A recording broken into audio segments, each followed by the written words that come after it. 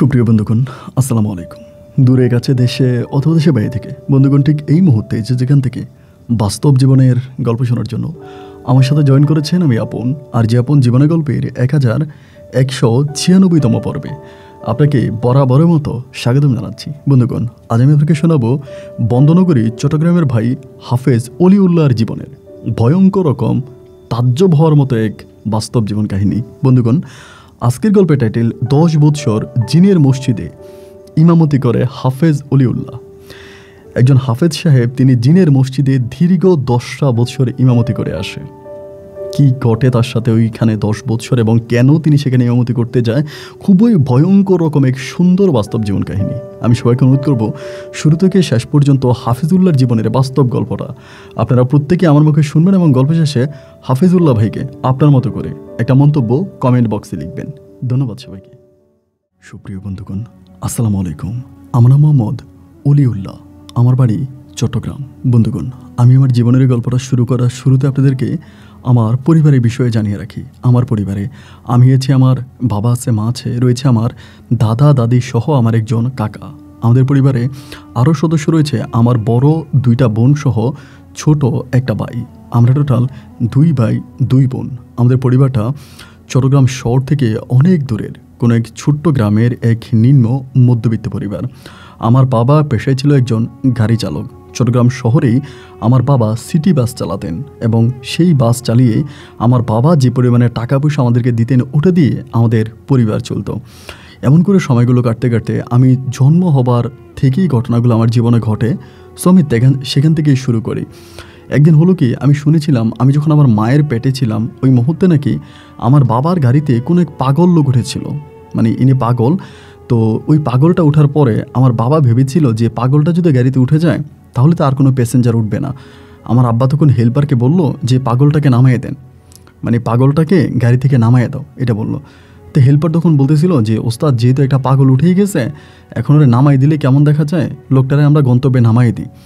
আমার আব্বা তখন হেল্পারকে ধমক দিয়ে বলল যে হয় পাগলটারে গাড়ি থেকে নামাই দিই, নাহলে আমি তোরা লাথি মেরে গাড়ি থেকে নামাই দিব। হেল্পার তখন জোর করে টেনে হেঁচড়ে এই লোকটাকে রাস্তা থেকে মানে গাড়ি থেকে নামাইয়ে দেয় এবং নামাইয়ে দেওয়ার পর তখন শীতকাল ছিল, প্রচণ্ড শীতের মৌসুম ছিল।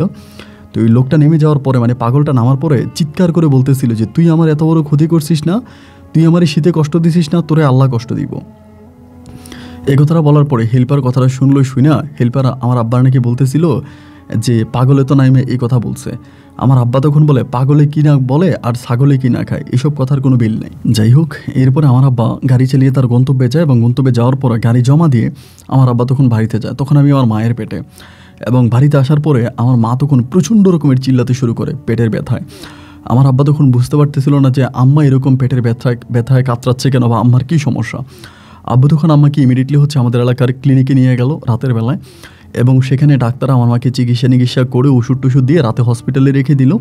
এবং সকালবেলা আমার আব্বা তখন আমার মাকে নিয়ে বাড়িতে ফিরল এবং এরকম করে তখন সময়গুলো কাটতেছে। কিন্তু সেই সময়ের পর থেকে আমার মা সবসময় পেটে একটা ব্যথা অনুভব করতো, মানে সবসময় পেটে একটা ব্যথা পাইতো এবং ব্যথা আমার মা প্রচুর কাঁদতো। আমার দাদি আমার মাকে অনেক জায়গায় নিয়ে যায়, আমার নানি অনেক জায়গায় নিয়ে যায়, অনেক কবিরাজ দেখায়, ডাক্তার দেখায়, কিন্তু কোনোভাবেই আসলে আমার মায়ের তেমন কোনো কাজ হচ্ছিল না। দিন যত সামনের দিকে যাচ্ছে আমার মায়ের এই পেটের ব্যথা আরও বেশি তীব্র হচ্ছে। এটা আসলে মেনে নেওয়ার মতো না বা সহ্য করার মতো না। যাই হোক, এমন করে তখন সময়গুলো কাটতেছে, দিনরাতগুলো পার হইতে একটা পর্যায়ে আমি নাকি দুনিয়াতে আসি। এবং আমি দুনিয়াতে আসার পরে আমার ভিতরে সেম সমস্যাটা দেখা দেয়। যেরকম মা কাঁদতো রাতের বেলায় চিল্লাইতো, ঠিক আমিও নাকি ছোটোবেলায় জন্ম হওয়ার পর থেকেই আমি কাউকে রাতের বেলায় ঘুমোতে দিতাম না। রাতের বেলায় আমি প্রচণ্ডভাবে চিল্লাচিল্লি করতাম, মানে এতভাবে চিল্লাইতাম যে আমার কারণে কেউ ঘুমাতে পারতো না, মানে আমাদের বাসায় কেউ ঘুমাতে পারতো না। এমন আস্তে আস্তে করে বড় হয়ে আমার দাদি তখন আমার নিয়ে কবরস্থানে হাঁটতে শুরু করে। কোন কবিরাজের কাছে যায়, ওই কবিরাজা নাকি বলে যে ওরে নিয়ে কবরস্থানে হাঁটলেও ভালো হবে। এরকম করে আমার দাদি তখন আমাকে নিয়ে বিভিন্ন কবরস্থানে হাঁটতেছিল, বাট কোনোভাবে আমার কোনো কাজ হচ্ছিল না এবং আমি এরকম মানে রাতের বেলায় চিল্লাচ্ছিলাম। এরকম করতে করতে আমি মোটামুটি বড় হই মোটামুটি বড় হই বলতে আমার বয়স তখন প্রায় 3 থেকে 4 বছরের কাছাকাছি। ওই মুহূর্তটাতেও আমি রাতের বেলা চিল্লাতাম। তো রাতের বেলা যখন কাঁদতাম তখন তো আমি কথা বলতে পারতাম। আমারে মা বাবা যখন জিজ্ঞেস করতো যে অলিউল্লাহ রাতের বেলায় কাঁদিস কেন, আমি বলতাম যে মানে মাথায় পাগড়ি পরা একটা লোক এসে আমার গলা চিপে ধরে, আমাকে মারে, আমাকে দৌড়িয়ে অনেক উপরে উঠায়, উপর থেকে আমাকে ছেড়ে দেয়, আমাকে আগুনের মধ্যে ফেলে দেয়। মানে আমি রাতের মধ্যে যেই স্বপ্নগুলো দেখি ওই স্বপ্নের কথাগুলো আমি আমার বাবা মাকে বলি। এরপরে তারা তাদের মতো করে কবিরাজ, ওই একই কথা, কবিরাজের কাছে যাচ্ছে, কবিরাজ দেখাচ্ছে, কবিরাজের সাথে কথা বলতেছে, বাট কোনোভাবেই আসলে কোনো কিছুতে কাজ হচ্ছে না। কবিরাজের কথায় আমার চিকিৎসা হচ্ছে না, বা মানে কবিরাজের দিক থেকে আমি তখন আর ভালো হচ্ছি না। তো এরকম করতে করতে একদিন আমাদের এলাকায় অনেক বড় একটা উরুস শরীফ হয়, মানে একটা মাহফিল হয়। তো ওই মাহফিলে অনেক বড় বড় বক্তারা আসে, অনেক বড় বড় বক্তারা ওয়াজ মাহফিলে আসে। তো আমার দাদা তখন করে কি আমাকে নিয়ে ওই মাহফিলে যায়, এবং মাহফিলে যাওয়ার পরে দাদা তখন করলো কি আমার হাতে আপনার 200 টাকা দিল। মাহফিলে যে কালেকশন করে না, টাকার জন্য টাকা কালেকশন করে, তো আমার হাতে 200 টাকা দিয়ে আমার দাদা তখন করলো কি ওই হুজুরের হাতে দিতে বললো। তো হুজুরের হাতে আমি 200 টাকা দিলাম। দেওয়ার পরে আমার দাদা বলতেছে যে হুজুরকে বলতেছে, ও হুজুর সাহেব আমার নাতিটার এই সমস্যা, মানে সমস্যার কথাগুলো বলে যে আমার নাতির এই সমস্যা, আপনি একটু আমার নাতির জন্য দোয়া করেন, আল্লাহ যেন আমার নাতিটিকে ভালো করে দেয়। এবার হুজুর আমার আমার দাদারে বলতেছে, তোর নাতি ভালো হয়ে যাবে, একটা কাজ করতে পারবি? বলে কি কাজ? বলে তোর নাতির তুই কোরআনে হাফেজ বানাবি, নিয়ত কর। আজকে এতগুলো মানুষের সামনে তুই নিয়ত কর যে তোর নাতি যদি বড় হয় তাহলে তুই তাকে দ্বীনের পথে রাখবি, তার একজন কোরআনে হাফেজ বানাবি। এই ওয়াদা যদি তুই করতে পারিস তাহলে দেখবি যে তোর নাতি ভালো হয়ে যাবে। এটা বলে আমার দাদা তখন একটা হাসি দিয়ে আলহামদুলিল্লাহ বলল। যেহেতু আমাদের বাড়ির মাহফিল, কারণ কথাগুলো তো আবার আমাদের বাড়ির মধ্যে যাচ্ছে মাইকের মাধ্যমে, আমার দাদা বলল, আলহামদুলিল্লাহ হুজুর, আপনার প্রস্তাব আমি মেনে নিলাম, আপনার কথা আমি শুনলাম, আমি আমার নাতিকে একজন দিনদার কোরআনে হাফেজ বানাবো। হুজুর তখন তার প্রাণ খুলে, তার মন খুলে তখন আমার জন্য দোয়া করলো, সবার কাছে দোয়া চাইল, এবং সবাই তখন আমার জন্য দোয়া করছে। এবং এই ঘটনার পরে বিশ্বাস করবেন কিনা জানি না, আল্লাহ সাক্ষী, আস্তে আস্তে করে আমার এই সমস্যাগুলো কমতে থাকে। আমি যেরকম করে রাতের বেলায় কাঁদতাম, চিল্লাতাম, একেবারে যে ভালো হয়ে যায় বিষয়টা কিন্তু তা না। আগের মতো করে এত ভয়ঙ্করভাবে চিল্লাচিল্লি করি না, এত ভয়ানকভাবে মানুষ জড়ো করে ফেলি না, এত ভয়ানক না, তবে আগের মতোই মোটামুটি সমস্যা আমার আছে। তো এর করতে করতে তখন আমি অনেকটা বড় হওয়ার পরে, যেহেতু আমার দাদা তখন ওয়াদা করেছিল হুজুরের সামনে যে আমাকে কোরআনে হাফেজ বানাবে, দ্বীনি লাইনে পড়াশোনা করাবে। এখন আমার দাদা খোঁজা শুরু করছে যে কোথায় মাদ্রাসা পাওয়া যায়, কোথায় একটা ভালো মাদ্রাসা পাওয়া যায় যে মাদ্রাসা আমার দাদা আমাকে দিয়ে দিবে। তা আমার বড় বোনেরা আছে, ছোটো ভাইয়েরা আছে, সবাই মিলে তখন বললো যে আমার মাদ্রাসা দিয়ে দেওয়ার জন্য। আমার আব্বাও বললো। এমন করতে করতে আমার আব্বা তখন আমার আব্বার যে স্ট্যান্ড ছিল, বাস স্ট্যান্ড থেকে মোটামুটি একটু দূরেরই একটা মাদ্রাসা আমার আব্বা তখন সিলেক্ট করে যে ওই মাদ্রাসা আমাকে ভর্তি করাবে। এবং মাদ্রাসাটা অনেক নীরব একটা জায়গার মধ্যে, অনেক সারা বাংলাদেশের ছেলেরা ওই মাদ্রাসায় পড়াশোনা করে, ওখানে কোরআনে হাফিজ তৈরি হয়, হাফিজিয়া মাদ্রাসা।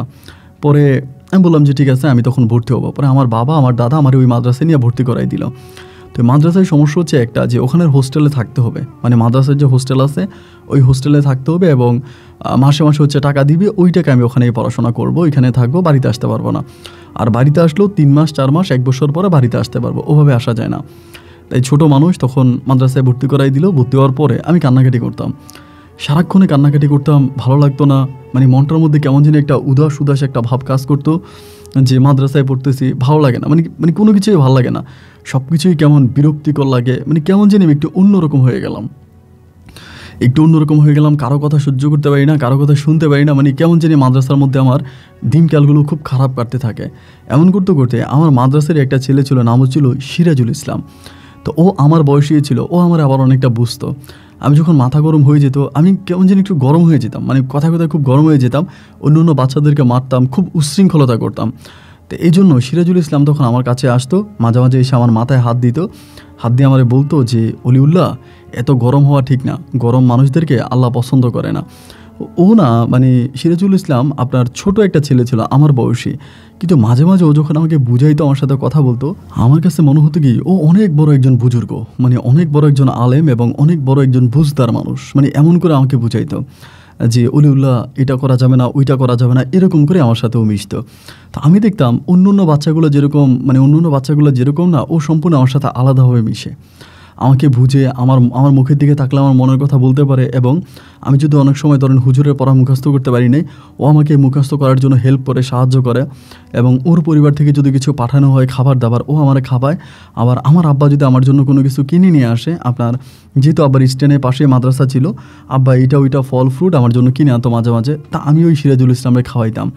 তো এমন করতে করতে এই সিরাজুল ইসলাম আমার মাদ্রাসার খুব ঘনিষ্ঠ একজন বন্ধু হয়ে যায়, খুবই ঘনিষ্ঠ একজন বন্ধু। আমি সিরাজুল ইসলামকে ছাড়া কিছুই বুঝি না, এবং ও আমার ছাড়া কিছুই বোঝে না। আমরা দুজন দুজনের সাথে খুব ঘনিষ্ঠ একটা সম্পর্কে জড়িয়ে পড়ি।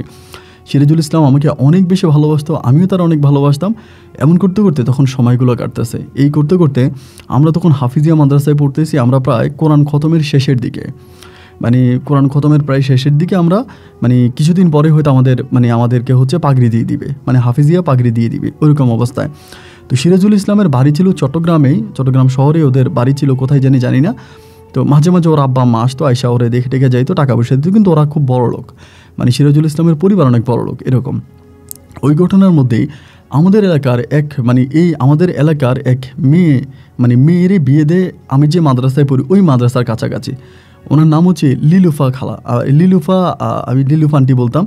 তাই লিলুফা আন্টি একদিন করলো কি, সন্ধ্যার দিকে আমার মাদ্রাসায় আসছে, আইসা আমারে বলতেছে যে তোর মায়ের অবস্থা খারাপ, তোর মা বাড়িতে যাইতে বলছে, তোর মা অনেক অসুস্থ, এটা আমারে বললো। তা এটা বলার পরে আমার আব্বাও কিন্তু 2-3 দিন ধরে আমার এখানে আসে না। আমিও শুনেছি আমার আব্বু যাওয়ার সময় আমার কাছে লাস্ট যেদিন আসছিল ওই দিনও বলছিল আম্মা খুব অসুস্থ, আম্মারে দেখবে আব্বা, কয়েকদিন ধরে আব্বা গাড়ি চালাবে না। তো হঠাৎ করে যখন এটা বলার পরে আমার মনটা তখন খুব খারাপ হয়ে গেল, আমার আম্মা অসুস্থ। পরে আমি সিরাজুল ইসলামের সাথে কথা বলি যে দেখ আমার আম্মা তো অসুস্থ, আমার কোনো কিছু ভালো লাগতেছে না। সিরাজুল ইসলাম আমারে বললো আল্লাহর উপরে ভরসা রাখ, আল্লাহর কাছে দোয়া চা, দেখবি তোর আম্মু ভালো হয়ে যাবে, আল্লাহ তাআলা তোর আম্মুকে ভালো করে দেবে, টেনশন করিস না। তা আমি তখন সিরাজুল ইসলামের কথাবার্তা শুনতাম, সুন্দর করে আমাকে বুঝিয়ে শোনায় বলতো, ওর কথাগুলো আমি তখন আমলে নিতাম। অ্যান্ড এরকম করতে করতে একটা পর্যায়ে দেখা গেলো কি যে এর কিছুদিন পরে বলতে এর কিছুক্ষণ পরে আমার অনেক ঘুম আসছে, মানে এশার নামাজের পরে, মানে খাওয়া দাওয়া করি নাই, প্রচণ্ড রকমের ঘুম আসছে। পরে আমি কী করলাম, আমার বেডের মধ্যে, আমার বিছনার মধ্যে আমি ঘুমিয়ে গেছি। এবং ঘুমিয়ে যাওয়ার পরে ওরা সবাই খাওয়ার জন্য আমার ডাকছে, রাতে খাবার দিছে, মানে আমি আর রাতে খাবার খাই নাই, বা আমারে ডাকছে, বাট আমি উঠি নাই। এবার রাতে আমি ঘুমিয়ে আছি, মানে শুয়ে আছি, মন খারাপ অবস্থায় ঘুমিয়ে আছি। হঠাৎ করে আমি রাতের বেলায় স্বপ্ন দেখি আমার মা মারা গেছে। তো ওই সময় তো আসলে মোবাইলের জামানা ছিল না যে মোবাইলে টিপ দিয়ে মায়ের খবর নেবে, এরকম ব্যবস্থা নাই। আমার মা মারা গেছে আমি খবর পাইছি, মানে আমি আপনার স্বপ্নে দেখছি। ঘুম থেকে ওঠার পরেই আমি ঘড়িতে দেখলাম রাত্রে তখন প্রায় 10:30 কি 11টা, মানে 11টার কাছাকাছি বেজে গেছে। আমি তখন মানে ওখানে বসে বসে কান্না শুরু করে দিয়েছি বেডের মধ্যেই। এবার সিরাজুল ইসলাম বিষয়টা দেখছে, দেখে আমার বলে যে কিরে কান্না করতেছিস কেন? আমি বললাম আমি স্বপ্নে একটা খারাপ জিনিস দেখছি, আমার খুব খারাপ লাগতেছে। আমার বলে কী দেখছিস বল? আমি বললাম দেখছি আমার মা মরে গেছে। ও আমারে বলতেছে, মানে ডিরেক্টলি এভাবে বলে যে তুই মিথ্যা দেখছিস, সেটা তোর শয়তানে দেখাইছে, তোর মা মরে যায় না, তোর মা ভালো আছে, তোর মা সুস্থ আছে। আমি বললাম দেখ আমি স্বপ্নে দেখছি আমার মা মরে গেছে। এটা বলে আমি তখন বাইরে দিয়ে গেলাম, মানে মাদ্রাসার রুম থেকে বেরোলাম। এবং মাদ্রাসার রুম থেকে বেরোয়ার পরে কোনোভাবেই মনটারে স্থির করতে পারতেছি না, মানে কান্না আসতেছে, প্রচণ্ড রকমের কান্না আসতেছে। এবং একটা পর্যায়ে রাত্র প্রায় 12টা বেজে গেছে, 11 থেকে 12টা বেজে গেছে। আমি বাইরে হাঁটতেছি, 12টা বাজে আইসা আমি চিন্তা করছি আমি বাড়িতে যাব, মানে যাই হোক যেটাই হোক আমি বাড়িতে যাব। আমার আম্মা যেহেতু অসুস্থ, আমি আমার আম্মার কাছে যাব, আমার আম্মার পাশে গিয়ে আমি বসবো, আমার আম্মুর পাশে বসলে আমার কলিজাটা ঠান্ডা হবে। আমি তখন গিয়ে আমার বিছনার নিচে, মানে ব্যাগ ছিল, ব্যাগ থেকে টাকা নিতেছি, কিছু কাপড় চোপড় নিতেছি, বেরোইতেছি। এমন সময় সিরাজুল ইসলাম দেখে আমার বলে যে অলিউল্লাহ কই যাও? আমি বললাম আমি বাড়ি যাব। ও বলে রাত্রে কয়টা বাজে দেখছো? আমি বললাম দেখছি। বলে এখন গাড়ি পাবা? আমি বললাম গাড়ি না পাইলে আমি হাইটে যাব, আমার মায়ের জন্য খুব খারাপ লাগতেছে, আমি আমার মাকে দেখতে যাব। এটা বলে আমি কান্না করে দিই। এবং কান্না করে দেওয়ার পরে ও তখন বলে যে একটু দাঁড়াও আমি আসতেছি। এগুলো ও তখন কী করে, লুঙ্গিটা পাল্টিয়ে অন্য একটা লুঙ্গি পরে একটা পাঞ্জাবি গায়ে দেয়। সিরাজুল ইসলামে পাঞ্জাবি গায়ে দিয়ে আমার সাথে বেরোয়া বলে যে তুমি যে এই রাস্তা দিয়ে যাবা এটাও তো একটা রিস্ক, তুমি ছিনতাইকারী হাতে পড়তে পারো, এখন যাইও না, সকালবেলা যাইও আমারে বলে। আমি বললাম দেখ বন্ধু আমি সকালবেলা যাব না, আমি এখনই যাব, আমার মায়ের জন্য আমার কলিজা ফেটে যাচ্ছে, আমার অনেক কষ্ট হইতেছে, তুই আমার বাইরেও রাখতে পারবি না, আমি বাড়িতে যাবো আজকে, প্রয়োজন আমি হাইটে যাব। তো ও আমার অনেক চেষ্টা করছে আটকানোর জন্য, আমার আটকাইতে পারে নাই, পরও আমার পিছে যাচ্ছে। আমি ওরে বারবার বলতেছি যে তুমি আসতেছো কেন সিরাজুল, তোমার আসার দরকার নাই, তুমি যাও, তুমি মাদ্রাসায় যাও, আমি যেমনি পারি একটা না একটা ভাবে আমি আল্লাহর উপরে তওয়াক্কুল করে বেরোইছি, আমি বাড়ি পর্যন্ত যেতে পারবো। ও আমার বল আচ্ছা আমি তোরা গাড়িতে উঠে দিয়ে আসি, তোরা গাড়িতে উঠে দিয়ে আমি চলে আসবো। এই বলেও তখন আমার পিছে পিছে ওই বাস স্ট্যান্ড পর্যন্ত যায়, এবং বাস স্ট্যান্ডে যাওয়ার পরে কোনো বাস নাই, কোনো বেবি ট্যাক্সি নাই, এবং আমাদের এলাকায় যাওয়ার মতো কোনো কিছুই খোলা নাই। এবং ওইখানে যে বাস স্টেশনে আপনার পাহারাদার থাকে, ওদেরকে বলি যে আমি অমুক গ্রামে যাবো, অমুক দিকে যাবো, সবাই বলে এখন আর রাতের বেলা ওইদিকে যাইতে পারবেন না, মানে ওইদিকে এখন আর রাতের বেলা কোনো বাস টাস পাবেন না, ওইদিকে যাওয়ার কোনো সুযোগ নেই, ওইদিকে যেতে হলে আপনি একমাত্র দিনে যেতে পারবেন, রাতে আর যেতে পারবেন না। আমি তখন চিন্তা করলাম যে আমাকে তো রাতের বেলায় যেতে হবে। তখনও সিরাজুল ইসলাম আমাকে বোঝাচ্ছে যে অলিউল্লাহ বাড়ির দিকে চলো, বাড়ির দিকে চলো, তুমি আর যাইও না, তুমি গেলে তোমার মায়ের সুস্থই পাবা, আমি জানি সুস্থ পাবা, তুমি চাইও না। এবার আমি তখন ওইখানে বসে আছি, মানে কান্নাকাটি করতেছি, মানে যাবো আমি ঘাটতারা, তো আমি যাবোই। কান্নাকাটি করতে করতে একটা সময় হাঁটা শুরু করছে, মানে হাঁটতেছি, মানে আমাদের রাস্তার দিকে হাঁটতেছি, মানে কত মাইল, অনেক দূরে, মানে অনেক দূরের রাস্তা। আমি এরপরও হাইটা রওনা দিয়েছি। সিরাজুল ইসলাম আমাকে পিছন থেকে বলতেছে যে অলিউল্লাহ তুমি কি পাগল হয়ে গেছো, মানে তোমার মাথায় কি কোনো সমস্যা দেখা দিছে, তুমি এত দূরের জায়গায় কিভাবে হেঁটে যাবা, এটি কিভাবে সম্ভব যে তুমি সেই পর্যন্ত তুমি হেঁটে যাবা, এটা কি কোনোদিনও সম্ভব? আমি বললাম সম্ভব কি অসম্ভব এটা আমি জানি না, তবে আমি আমার বাড়ি যাব, আমি আমার বাড়ি যাব, যেভাবেই হোক আমি বাড়ি পর্যন্ত পৌঁছাবো, আমার বাড়িতে আমি যাব, আমি আর কোনো কথা শুনতে চাই না। ও আমাকে যতভাবেই বুঝাইলো, যত কিছুই বললো, আমি ওর কোনো কথাই আর শুনলাম না। না শুনে হাঁটতেছি, ওই আমার পিছনে পিছনে হাঁটে। তাই আমি বললাম তুমি আসতেছো কেন রে ভাই? বলে আমি তোর বাড়ি পর্যন্ত যাবো, সমস্যা কি, তোর মারে তুই দেখবি, আমিও দেখবো। তাই আমি বললাম আয়, মানে এমনিতেই তো মাথা রাগ হয়ে আছে, ওই আবার আমার পিছিয়ে পিছিয়ে আসতেছে। আমি বললাম ঠিক আছে আয়। তুই ও আমার পিছিয়ে যেতে অনেকটা দূর গেলাম, যাওয়ার পরে ওইখানে একটা অনেক বড় গাছ, মানে কী গাছ এটা জানি না, একটা গাছ, পরে গাছের নিচে একটু বসছি, চারদিকে গুটগুটো অন্ধকার রাতের বেলায়। সিরাজুল ইসলাম হাসতেছে। আমি বললাম তুমি হাসতেছো কেন? বলে হাসতেছি এই কারণে, তুই যেতে যেতে তো সকাল হয়ে যাবে, তাই সকালেই তুই বাসে করে যেতে পারতি, কেন সারা রাত শুধু শুধু হাঁটতেছিস? আমি বললাম আমার তো মা, এই জন্য আমি বুঝতেছি, যদি তোর মা হতো তাহলে তুই বুঝতি যে কষ্টটা কেমন। ও তখন আমারে বলে, আমার পাশে বসে আছে, পরে আমি আবার উঠে হাঁটা শুরু করছি, আমার হাতটা ধরছে, ধৈর্য আমারে বলে এখানে বয়। পরে আমি বসলাম, পরে আমারে বলতেছে অলিউল্লাহ তুই যে বাড়ি পর্যন্ত যাবি, তুই তো মরে যাবি বাড়ি যেতে যেতে এত দূরে। আমি বললাম এক কথা বারবার শুনতে ভালো লাগে না তো, ব্যান করিস না। পরে আমারে বলে দেখ বন্ধু, আমি তোর সাথে বহু বছর ধরে এই মাদ্রাসায় আছি, আমি একটু কথা বলি, এরপর তুই চলে যাস, সমস্যা নেই, তবে আমার কয়টা কথা শুনলে তুই বাড়িতে যাওয়ার মানে গাড়ি পাবি, আমারে বলে। আমি বললাম তা কীভাবে তুই বললে গাড়ি পাবো? ঠিক আছে বল। পরে আমারে বলে যে তুই আমার সাথে আজকে বহু বছর ধরে এই মাদ্রাসায় পড়াশোনা করিস, আমি তোর সাথে পড়াশোনা করি, তোর সাথে আমার খুব ঘনিষ্ঠ একটা সম্পর্ক, একটা বন্ধুত্বপূর্ণ সম্পর্ক, সেই সম্পর্কের কসম দিয়ে আজকে তোর একটা কথা বলবো, তুই যদি আমার এই কথাটা রাখতে পারিস, তুই যদি আমার এই কথাটা শুনিস, তাহলে আমি তোরে বাড়ি দিয়ে আসবো। আমি বললাম মানে কীভাবে, আমি তোর কথা বুঝি না। ও আমাকে বলে যে আমি তোরে বাড়ি দিয়ে আসবো। কীভাবে দিয়ে আসবো এটা তুই কখনোই জিজ্ঞেস করবি না, কয়েক মিনিটের মধ্যে তুই তোর বাড়িতে চলে যেতে পারবি, কয়েক মিনিটের মধ্যে তুই তোর বাড়িতে চলে যেতে পারবি, আমি তোর বাড়ির সামনে নামাই দিব, বাড়ির সামনে তোর আমি দিয়ে আসবো। কিন্তু আমি যে তোর বাড়ির সামনে দিয়ে আসছি, বা আমি যে তোকে বাড়িতে দিয়ে আসছি, এইভাবে অলৌকিকভাবে এই কথাটা না তুই তোর পরিবারের কাউকে বলবি, না মাদ্রাসার কাউকে বলবি, না তুই পৃথিবীর কোনো মানুষকে বলবি, কাউকে বলতে পারবি না। আমি তখন বললাম, মানে ওর কথা শুনে আমি একটু অবাক হয়ে গেলাম, সেটা কী বলে, এটা কীভাবে সম্ভব? আমি বললাম আচ্ছা ঠিক আছে, যে আমি তোর কথা দিলাম যে তুই যদি আমার বাড়িতে পাঠাই দিতে পারিস, এই মুহূর্তে বাড়িতে পৌঁছাই দিস, আমি এই কথা কারো কাছে বলবো না, ক্ষণাক্ষণ আমি এই কথা কারো কাছে বলবো না, এই যে আমি তোর কসম এবং আমার মায়ের কসম করে ওয়াদা করলাম। তখন আমাকে বলে তাহলে এখানে বসে চোখটা বন্ধ কর। আমি বললাম চোখ বন্ধ করতে হবে কেন? চোখ বন্ধ করলে তো আমি হাঁটতে পারবো। বলে হাঁটতে হবে না, তুই চোখটা বন্ধ কর। এই বলো আমার এই দিকে আর এই দিকে, আমার দুই দিকে এরকম করে ধরছে হাতে। ধরার পরে আমার বলে বাতাস আসবে কিন্তু তুই পড়ে যাস না, তুই আমার ধর, আমি তোরে ধরি। তা আমি ওর দুই হাতে এরকমভাবে ধরছি, ও আমার দুই হাতে ধরছে, মানে জিন ছাড়ানোর জন্য যেরকম কবিরাজরা ধরে না রুগীদেরকে, ওরকমভাবে। ভাই ও বলে চোখ খুলিস না, কিন্তু আমি চোখটা বন্ধ করে রাখছি। তখন মানে প্রচণ্ড রকমের বাতাস আসতেছে, মানে আমার গায়ের পাঞ্জাবি মনে হয় ছিঁড়ে যাচ্ছে, এত বাতাস। আমি সিরাজুল ইসলামের বলি ও সিরাজ এত বাতাস কেন রে? আমাকে বলে তুই বসে থাক। কিছুক্ষণ পরে আমি দেখলাম বাতাস থেমে গেল। আমাকে বলে চোখ খোল। আমি চোখ খোলার পরে দেখলাম আল্লাহু আকবার, আমি আমার বাড়ির সামনে। পরে মানে আমি ওই জায়গার ভিতরে মানে ভঙ্গ হয়ে গেলাম, এটা কি? পরে আমি বললাম বন্ধু এটা কী হইলো? ও আমাকে বলে বাড়িতে যা, আর তোর আম্মা আব্বা যদি বলে তুই বলবে বাসে আসছিস, গাড়ি পাইছিস একটা, ওইটা দিয়ে আসছিস, যা বাড়িতে যা। ওর আমার সাথে কোনো কথা বললো না। আমি বাড়িতে গিয়ে আমি উঠানের মধ্যে বসে গেছি। এটা কি দেখলাম? এটা কিভাবে সম্ভব? মাইলের পর মাইল জায়গায় কীভাবে আমি আসলাম? ঘরের দরজা তখন ধাক্কা দিলাম, আমার বাবা তখন এসে দরজা খুলে তো বাবা আমার দেখে অবাক, কিরে এত রাতের বেলায় তুই? আমি বললাম মা কই? বলে তোর মা তো ঘরে আছে। পরে ঘরে গিয়ে মায়ের কাছে গেলাম, মা অসুস্থ ঠিক আছে, কিন্তু অতটা অসুস্থ না। পরে আমি বললাম মার শরীর ভালো আছে? আব্বা বলে হ্যাঁ ভালো আছে। তো তুই এত রাত তাহলে আসলি কেমনে? আমি বললাম আসছি আব্বা, গাড়ি দিয়ে আসছি, গাড়ি পাইছি, গাড়ি দিয়ে আসছি। আব্বা বলে এত রাতে তুই রাস্তা দিয়ে গাড়ি চালার কথা না? আমি বললাম একটা রিজার্ভ গাড়ি পাইছি, ওই রিজার্ভ গাড়ি দিয়ে আসছি। তা আব্বা আমার বকাবাধ্য করতেছে, রিজার্ভ গাড়িতে উঠলি কেন? জানোস না রিজার্ভ গাড়িতে মানুষটি চিন্তাই করে, ডাকাতি করে, রিজার্ভ গাড়িতে কেন উঠলি? আব্বা বকাবাধ্য করতেছে। আমি তখন ঘরের মধ্যে গিয়ে চুপ করে বসে আছি। মা তখন অসুস্থ শরীর নিয়ে উঠে আসছে, উঠে এসে আমার বলে অলিউল্লাহ আয় কয়টা ভাত খাইবি। আমি বললাম মা আমি খাবো না, আমার খিদা নাই। মানে আমি খাবোটা কি ভাই? আমি কি দেখলাম একটু আগে দেখলামটা কি, যে মানুষটার সাথে আজকে বছরের পর বছর একই সাথে একই বিল্ডিংয়ের নিচে আসি, যার সাথে আমার এত ঘনিষ্ঠ সম্পর্ক, আমার সেই বন্ধুটা এইরকম একটা অলৌকিক কাজ করলো কীভাবে সম্ভব? আমি আর মানে মা আমারে বলতেছে তুই খেতে আয়, খাবার খাই। বললাম আমি খাবো না, তুমি যাও। পরে মা চলে গেছে। আমি তখন গিয়ে শুয়ে আছি, আমার ঘুম আসতেছে না, কিন্তু বিছনায় কখনো এই পাশ কখনো ওই পাশ এরকম করতেছি, আর চিন্তা করতেছি যে কী হইলো আমার সাথে এটা, এবং এটা কিভাবে সম্ভব, এই দুনিয়াতে।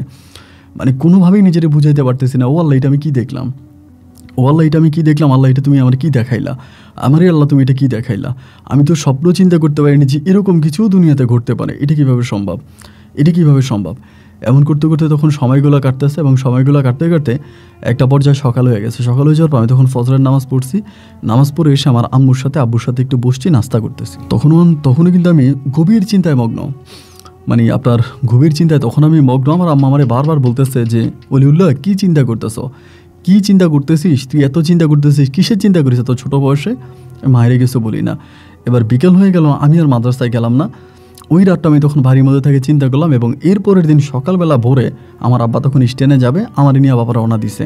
মা যেহেতু একটু ভালো হয়েছে, আমার নিয়ে বাবা রওনা দিছে। বাবার সাথে একসাথে আমি বাস স্ট্যান্ড আসছি। ভাই বাস স্ট্যান্ড আসার পরে আমি মাদ্রাসার দিকে যাবো, যে আমার পা চলতেছে না।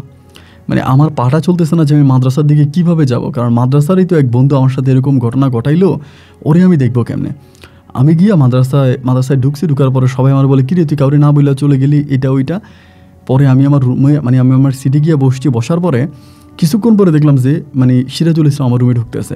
ওরে দেখা মাত্র আমি রুম থেকে বেরিয়ে আমি আমাদের এখানে একটা নারকেল বাগানের মতো আছে, নারকেল বাগানে ওখানে গিয়ে বসে আছি।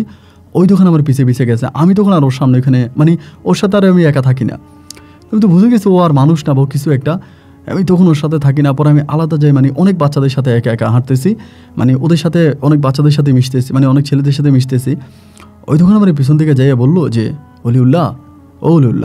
আমি ওর দিকে তাকাই না। বললাম কি? বলে একটু এদিকে, তোর সাথে আমার কথা আছে। আমি বললাম না, তোর সাথে আমার কোনো কথা নাই। পরে আমারে বলে কিরে এদিকে আয় না। আমি ওর কাছে আর যাই না, এবং আমি আমার সিটটা পর্যন্ত চেঞ্জ করে ফেলি। সিট শুধু চেঞ্জ করি না, রুমটাই চেঞ্জ করে ফেলি। যে রুমে আমি থাকতাম ওই রুমটাই আমি চেঞ্জ করে ফেলি। ওর এক রুমে এর এক জায়গায়, আমি আরেক জায়গায় থাকি। আমার দেখলে ওর সাথে কথা বলতে আসলে আমি ওর সাথে কথা বলি না। আমার যদি জিজ্ঞেস করে এই বন্ধু এটা ওটা জিজ্ঞেস করে, আমি ওর কোনো প্রশ্নের জবাব কিন্তু আর দেই না। ওর সাথে আমি কথাই বলি না। এরকম করতে করতে মাদ্রাসার যে বাকিরা আছে না, ওরও সবাই তখন বিষয়টা সন্দেহ করে ফেলেছে। কী ব্যাপার, এই হাফিজুল্লাহ অলিউল্লাহর সাথে সিরাজুল্লাহর এত ভালো সম্পর্ক ছিল, এদের দুজনে একজন আরেকজনের আত্মীয়, এরকম একটা অবস্থা। এখন থেকে একজন আরেকজনের সাথে কথা বলে না, ঘটনা কি? মাদ্রাসার মধ্যে যারা বাকিরা আছে এদের মধ্যে তখন এই প্রশ্নটা জাগে, এবং জাগার পরে কেউ সিরাজুল ইসলামে জিজ্ঞেস করেছে কী ব্যাপার অলিউল্লাহ তোমার সাথে কথা বলে কেন? আবার আমারে কেউ যে এসে জিজ্ঞেস করেছে কী ব্যাপার তুমি সিরাজুল ইসলামের সাথে কথা বলো না কেন? আমি কোনো কিছুই বলি না, আমি কিছুই বলি না। এরকম করতে করতে বিষয়টা তখন আমাদের হুজুরদের কানে চলে যায়। হুজুরদের কানে চলে যাওয়ার পরে তখন আমার এক হুজুর ডেকে আমাকে বলতেছে যে অলিউল্লাহ তুমি কি জানো, একজন মুসলিম দিন ভাই যদি আরেকজন মুসলিমের সাথে কথাবার্তা না বলে, কতদিন কথা না বলে, তাহলে তার অনেক ক্ষতি হয়, সে মুসলিম থাকে না। মুসলিম ভাইয়ের সাথে কথা বলতে হবে। আমি তখন বললাম যে হুজুর আমি জানি না সিরাজুল ইসলাম মুসলিম নাকি, সিরাজুল ইসলাম মানুষ কিনা আমি সেটাও জানি না। উনি আমাকে বলে এটা তুমি কি বললা? আমি তখন আর হুজুরে কোনো কিছু বলি না। হুজুর আমাকে তখন চাইপে ধরছে, আমার কঠিনভাবে ধরছে যে অলিউল্লাহ এটা তুমি কি বললা, একটু আগে তুমি এটা কী কথা বললা, আমার এই বিষয়টা ক্লিয়ার করো, আমি বিষয়টা ক্লিয়ার হই। আমি বললাম হুজুর কিছুই না, আমার মুখ থেকে একটা কথা আসছে, আমি আপনারা বলে ফেলছি, অতটুকুই, এটা কোনো গুরুত্বপূর্ণ কথা না। আমার বলে না কি বলো এটা তুমি গুরুত্বপূর্ণ কথা না, এটা অবশ্যই গুরুত্বপূর্ণ কথা। তুমি যে একটু আগে আমার কথাটা বললো এটা কোনো নর্মাল কথা না তো, এটা অনেক বড় কথা। আমাকে বলো কী হয়েছে, তুমি সিরাজুল ইসলামের মাঝে কী দেখছো? না আমি বলি না। এইবার হুজুর এটা নিয়ে আরও ডাউট করে ফেলে যে আসলেই মূলত আমি কথাটা কেন বললাম যে সিরাজুল ইসলাম আমার কাছে মানুষ মনে হয় না, এটা আমি হুজুরকে বলে ফেলছি। এরপরে একদিন রাতের বেলায় এশার নামাজ পড়ে তখন কিন্তু সিরাজুল ইসলামের মন অনেক খারাপ। আমি যেহেতু ওর সাথে কথা বলি না, ওর মন অনেক খারাপ। এশার নামাজ পড়ে আমি তখন খাওয়ার জন্য যাব ক্যান্টিনের দিকে, হুজুর তখন আমাকে ডাক দিচ্ছে, আমাদের মাদ্রাসার হুজুর। ডাক দিয়ে আমাকে মসজিদের কোনায় বসায় বলে যে অলিউল্লাহ, বহু বছর ধরে আমি তোমাদের শিক্ষকতা করি, তোমার আমি কোরআনে হাফেজ বানাইতে আসছি, তুমি হাফেজ হয়ে গেছো অলরেডি। অলিউল্লাহ কী হয়েছে তোমার সিরাজুল ইসলামের সাথে, আমাকে কি একটু বলা যায়? আমি বললাম হুজুর এটা আমি বলতে পারবো না, কারণ সিরাজুল ইসলাম আমাকে ওয়াদা করাইছে। হুজুর আমাকে বলে আমিও তোমার কাছে ওয়াদা করলাম যে আমি এটা কারোকে বলবো না, এটা আমি কাউকে জানাবো না। আমি ওয়াদা করলাম। পরে আমি বললাম হুজুর দেখেন এটা বললে কি ভালো হবে না খারাপ হবে আমি জানি না, তবে আপনি যেহেতু ওয়াদা করছেন বা আপনি যেহেতু আমার শিক্ষক মানুষ, এরকম করে যেহেতু আপনি আমাকে বলছেন, তাহলে আমি আর আপনার কাছে কথাটা লুকাবো না। পরে আমি হুজুরকে কথাটা বলে ফেলি যে হুজুর এই ঘটনা। হুজুর আমার কথাটা শোনার পর আমার বলেছে, জানো অলিউল্লাহ, আমি তোমারে কেন রিকোয়েস্ট করলাম, কেন অনুরোধ করলাম যে তুমি আমার এই সিরাজুল ইসলামের কথাটা বলো, কারণ সিরাজুল ইসলাম আমাদের মাদ্রাসায় আছে এবং দীর্ঘ অনেক বছর ধরে এখানেও তোমার মতো বয়সেও আসছে এবং আছে। আমারও মাঝে মাঝে সিরাজুলকে খুব সন্দেহ লাগতো। ও মাঝে মাঝে কিছু কাজ করতো যেগুলো স্বাভাবিক মানুষের মতো ছিল না, অস্বাভাবিকের মানুষের মতো কাজকাম করতো কিছু কিছু, যেটা আমার নজরে পড়ে। এরপরে আমি ওকে ওভাবে সন্দেহ করি নাই, কিন্তু আজকে তোমার কথা শুনে আমি আসলেই শিওর হয়ে গেলাম যে সিরাজুল ইসলাম আসলে কোনো মানুষ না, সে একটা ভালো জিন। আমি তখন বললাম যে হুজুর আপনি এটা কী বলেন, সিরাজুল ইসলাম ভালো জিন? বলে হ্যাঁ, ও একটা ভালো জিন। এটা আমার আগের সন্দেহ ছিল 50%, বাট এখন আমি 100% বুঝে গেছি। তো যাই হোক, এই কথাটা মাদ্রাসার কাউকে বলার দরকার নাই, এটা কাউকে বললেই সমস্যা হবে। ও যেহেতু পড়াশোনা করতেছে, ও পড়াশোনা করে এখান থেকে চলে যাক। আমি বললাম হুজুর আমি আপনার একটা কথা বলি, আমি তো মোটামুটি কোরআনে হাফেজ হয়েই গেছি, এখন শুধু পাগড়ি নেওয়ার অবস্থা। আমি আর পাগড়ি নেব না, আমি এখান থেকে এখনই চলে যাব, মানে এই রাতের বেলায় চলে যাব। আপনি আমার একটু বাস স্ট্যান্ড দিয়ে আসেন। হুজুর আমারে বলে এটা কী বললা তুমি অলিউল্লাহ, কেন? আমি বললাম হুজুর আমার অনেক ভয় লাগতেছে, আমার কলিজায় শুকায় আসতেছে যে আমরা একটা জিনের সাথে এত বছর ধরে আছি, এত বছর ধরে একটা জিনের সাথে পড়াশোনা করতেছি, এটি কীভাবে সম্ভব? হুজুর আমার তো অনেক ভয় লাগতেছে। হুজুর আমার তখন বলতেছে দেখো সিরাজুল ইসলাম, অলিউল্লাহ, সিরাজুল ইসলাম ভালো কোনো জিন, ও খারাপ জিন না। যদি খারাপ জিন হতো তোমার অনেক ক্ষতি করতো, আমাদের অনেক ক্ষতি করতো। ও অনেক ভালো জিন, সুতরাং ভালো জিন যদি সাথে থাকে এটা ভালো, এটা খারাপ না। আমি বললাম না হুজুর, আমি আপনার যেটা বলছি ওটাই, আমি থাকবো না, আমি চলে যাবো। এই কথা বলে আমি তখন হুজুর এখান থেকে চলে এসে ব্যাগ ট্যাগ রেডি করতেছি। প্রয়োজন আমার মাদ্রাসার 2টা বাচ্চারা বলবো, 2টা ছেলেরা বলবো আমরা বাস স্ট্যান্ড দিয়ে আসার জন্য। এখন তো আমি বাস পাবো, এখনও লাস্টে ধরতে পারবো। আমি ব্যাগ ট্যাগ নিয়ে বেরোইতেছি ওই মুহূর্তে হুজুর আমার এসে ধরছে, আমাদের যেই ওই হুজুর এসে ধরে বলতেছে যে অলিউল্লাহ সামো, সেই কই এই সিরাজুল ইসলামকে ওরা ডাকো তো। আমি বললাম হুজুর আপনি ওরা কেন ডাকতেছেন? বলে তুমি বসো, একটা মিনিট তুমি থাকো, তোমার আমি এখনই দেখাইতে আসি। পরে বলে সিরাজুল ইসলামকে ডাকো। এবার সিরাজুল ইসলামকে আর পাওয়া যাচ্ছে না, এইদিকে ওইদিকে সারাটা মসজিদ, সারাটা মাদ্রাসা, পুরোটা এলাকা তন্ন করে খোঁজা হলো, সিরাজুল ইসলাম আর নাই। এবার আমি নিজে অবাক হয়ে গেলাম, কিরে সিরাজুল ইসলাম কোথায় গেল? এবার মাদ্রাসার ছাত্র হুজুর সবাই মিলে ওরে খুঁজতেছি, সারাটা রাত ওরে আমরা খুঁজছি, ওরে আমরা আর পাই নাই, ওরে পাওয়া যায়নি। এবং না যাওয়ার পরে সকালবেলা আমি তো ভয় পেয়ে গেছি যে ও মনে হয় আমার সাথে রাগ করে চলে গেছে, তাহলে তো আমার ক্ষতি করবে, আমি বাড়ি চলে যাব, আমি এখানে থাকবো না, বাড়ি চলে যাব। হুজুর আমারে বলে ঠিক আছে তুই বাড়ি চলে যাবা, যাও সমস্যা নাই, ঠিক আছে তুমি যাও। সকালবেলা হুজুর সহ আমার না গাড়িতে উঠে দিলাম, বাড়িতে চলে আসছি। আইসা আমি তাবিজ তুমান পড়া শুরু করছি। আমার মায়ের জানাইলাম, বাবারে জানাইলাম যে ঘটনাটা, যে এই ঘটনা ঘটছে। তারা তখন আমার তাবিজ দিছে, তাবিজ না গলায় তাবিজ, হাতে তাবিজ, এমন ঘটনা। তো এই মাদ্রাসার মধ্যে পাগড়ি নেওয়ার জন্য একটা ডেট হয়েছে, ওই ডেটে আমাদের খবর পাঠাইছে যে বড় হুজুরকে টাকা হয়েছে, বড় হুজুরের মাধ্যমে যারা আলেম হয়েছে ওদের সবাইকে পাগড়ি দিবে। আমিও পাগড়ির অনুষ্ঠানেও গেলাম না, আমি পাগড়ি পরলাম না। পাগড়ি না পরে আমি ওই মাদ্রাসার দিকে আর গেলাম না, যে মাদ্রাসা এরকম ঘটনা ঘটতে পারে। আমি আর ওই মাদ্রাসার যাবোই না, আমি মরে যাবো, কিন্তু ওই মাদ্রাসা আমি আর যাবো না। আমি আর ওই মাদ্রাসায় গেলাম না, আমি এখানে রয়ে গেলাম। কিন্তু এরপরে আমি সিরাজুল ইসলামকে আর কোনোদিন স্বপ্নেও দেখি নাই, সরাসরি তো দূরের কথা, কখনো আর ও আমার স্বপ্নেও আসে নাই। এমন করতে করতে অনেকগুলো দিন এখানে কেটে গেল, প্রায় 4-5 মাসের মতো কেটে গেল। এনিওয়েজ আমি চাকরির জন্য বিভিন্ন জায়গায় কথাবার্তা বলতেছি, কোথাও চাকরি পাওয়া যায় কিনা। যেহেতু পারিবারিক অবস্থা এখন আর আমার আব্বা আগের মতো গাড়ি চালায় না, এই মাঝে মাঝে হয়তো সপ্তাহ 15 দিনে একবার যায়। আব্বা আগের মতো ভালোভাবে, আব্বুর শরীরে শক্তি নেই, গাড়ি চালাতে পারে না। তো এই জন্য আমার আব্বু যেহেতু দুর্বল হয়ে গেল, তো আমি চিন্তা করলাম যে এখন আমি কী করবো, আমার তো কিছু একটা করা দরকার। অ্যান্ড তখন আমি চাকরির জন্য নিজে বিভিন্ন জায়গায় চাকরির জন্য কথাবার্তা বলতেছি, কোথায় চাকরি পাওয়া যায়, একটা ভালো চাকরি কোথায় আমি চাকরি করব। তাই মাদ্রাসায় হোক কিংবা মসজিদে হোক, ইমামতিতে হোক, যেখানেই হোক। এমন করতে করতে আমাদের এলাকা থেকে বেশ দূরে একটা মাদ্রাসা আমি তখন চাকরি পাইলাম। এটা আমাদের আরেক দিনী ভাইয়ের মাধ্যমে চাকরিটা পাইছি। চাকরিটা পাওয়ার পরে একটা মাদ্রাসায় শিক্ষকতা করতে হবে, ওটা হাফিজিয়া মাদ্রাসা। পরে ওই মাদ্রাসা আমি তখন চাকরি নিলাম, এবং মাদ্রাসাটাও খুব জনবহুল একটা এলাকা। মানে একটা মানে ভালো এলাকা, ওইখানে আমি তখন চাকরি নিচ্ছি। তো ওইখানে চাকরি করতেছি, ওইখানে চাকরি করা অবস্থায় একদিন মানে ওইখানে প্রায় আমি চাকরি করি প্রায় 8-9 মাসের মতো, 9 মাসের মতো চাকরি করি। 9 মাসের মাথায় আমার পরিবার থেকে তখন আমাকে বিয়ে করানোর জন্য মেয়ে দেখতেছে, আমাকে বিয়ে করাবে, আমার বিয়ের বয়স হয়েছে, বিয়ের জন্য মেয়ে দেখতেছে, এদিকে ওইদিকে বিভিন্ন দিকে আমার আব্বা আম্মা মেয়ে দেখে। এমন করতে করতে তারা এখানে একটা মেয়ে দেখছে, দেখা একদিন আমারে বললো যে বাড়িতে আসার জন্য। তো ওই সময় ভাই আপনার বেবি ট্যাক্সি, মানে আপনার হয়তো বেশিরভাগই চলতো বেবি ট্যাক্সি, সিএনজিও ছিল তবে অতটা না, বেবি ট্যাক্সি বেশি ছিল। তাই বেবি ট্যাক্সি করে তখন আমি বাড়িতে রওনা দিলাম যে মেয়ে দেখবো, ওই হিসাবে বেবি ট্যাক্সি করে রওনা দিলাম। এখন রওনা দেওয়ার পরে আমার এলাকাতে আসার আগেই এই বেবি ট্যাক্সিটা অ্যাক্সিডেন্ট করে, এবং অ্যাক্সিডেন্ট করে আমি বেবি ট্যাক্সি ড্রাইভারের সামনের সিটে ছিলাম, ড্রাইভারের সাথে বসা ছিলাম। গাড়িটা হচ্ছে মানে বড় একটা বাসের সাথে অ্যাক্সিডেন্ট হয়। এবং আমি কীভাবে অ্যাক্সিডেন্ট এটা আমি জানি না, কারণ আমি নিচের দিকে তাকায় কী জানি চিন্তা করতেছিলাম, ঠিক ওই মুহূর্তে অ্যাক্সিডেন্টটা হয়। এবং অ্যাক্সিডেন্ট হওয়ার পর আমি জ্ঞান হারিয়ে ফেলি, মানে আমার আর জ্ঞান নাই। এবং জ্ঞান হারিয়ে ফেলার পর আমাকে তখন হসপিটালে ভর্তি করানো হয়, যতটুকু জানি হসপিটালে ভর্তি করানো হয়। এবং হসপিটালে ভর্তি করানো হওয়ার পর অনেকেই আমাকে দেখতে আসে, মানে আমার চোখের ভিতরে আপনার এই যে গ্লাসগুলো ভেঙে ভেঙে চোখের মধ্যে ঢুকে যায়, মানে চোখের ভিতরে মানে দুটো চোখ একদম গ্লাসে ভরে যায়। বেবি ট্যাক্সির সামনে যে গ্লাসটা হয় না, এই গ্লাস ভেঙে আমার মানে গ্লাসগুলো সব আমার চোখের মধ্যে ঢুকে। এবার আমাকে প্রথমে চট্টগ্রাম মেডিকেলে নেওয়া, প্রথমে আমাদের এলাকার মেডিকেলে নেই, সেখান থেকে চট্টগ্রাম মেডিকেলে নেওয়া হয়। এবং চট্টগ্রাম মেডিকেল থেকে আমাকে ওভাবে ঠিক করতে পারে না, পরে আমাকে বাংলাদেশ চক্ষু হসপিটালে নিয়ে আসা হয় ঢাকাতে। চক্ষু হসপিটালে আমি ওই চক্ষু হসপিটালে 21 দিনের মতো আমি ছিলাম, এবং 21 দিন খুবই ব্যয়বহুল চিকিৎসার মাধ্যমে আমি সুস্থ হই বলতে ওরকম সুস্থ না, মানে আমার চোখ বেঁধে দেওয়া হয়, এবং চোখ খুলবে, এখনও চোখ খোলার সময় হয় নাই।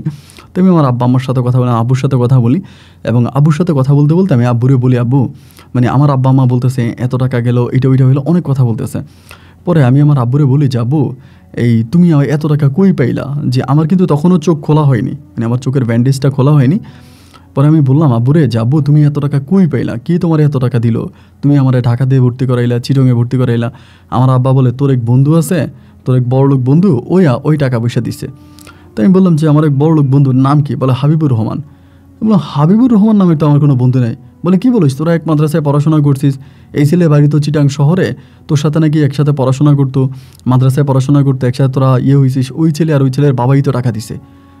আমি বললাম হাবিবুর রহমানের বাবা টাকা দিছে? বলে হ্যাঁ, ওর বাবাও একজন অনেক বড় আলেম মানুষ, অনেক বড় একজন দিনদার আলেম মানুষ, উনি খবর পাইয়া আসছে চট্টগ্রাম মেডিকেলে, তোরে দেখছে, তখন তুই অজ্ঞান অবস্থায় ছিলি, পরে ওইখান থেকে উনি আমার টাকা দিয়ে গেছে, উনি 3 বার এসে আমাকে টাকা দিয়ে গেছে, ওনার ছেলে সহ।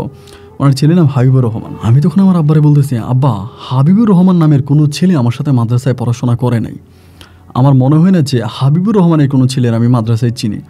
পরে আমার আব্বা বলে ওই তো বাড়ির ঠিকানাও তো আমাকে লিখে দিয়ে গেছে। আমি বললাম কোথায় লিখে দিয়ে গেছে? বলে চট্টগ্রামে, তুই সুস্থ, তোর নিয়ে যাবো। এই বলার পরে তখন আমার চোখের ব্যান্ডেজ খোলা হয়, মানে কয়েকদিন পর আমার চোখের ব্যান্ডেজ খোলে, এবং চোখ খোলার পরে আমি কিছুই দেখতে পাচ্ছি না, মানে টোটালি কিছু দেখতে পাচ্ছি না, মানে এক বিন্দু পরিমাণে দেখতে পাচ্ছি না। পরে ডাক্তাররা বলে আপনি দেখতে পাইতেছেন? আমি বললাম যে না।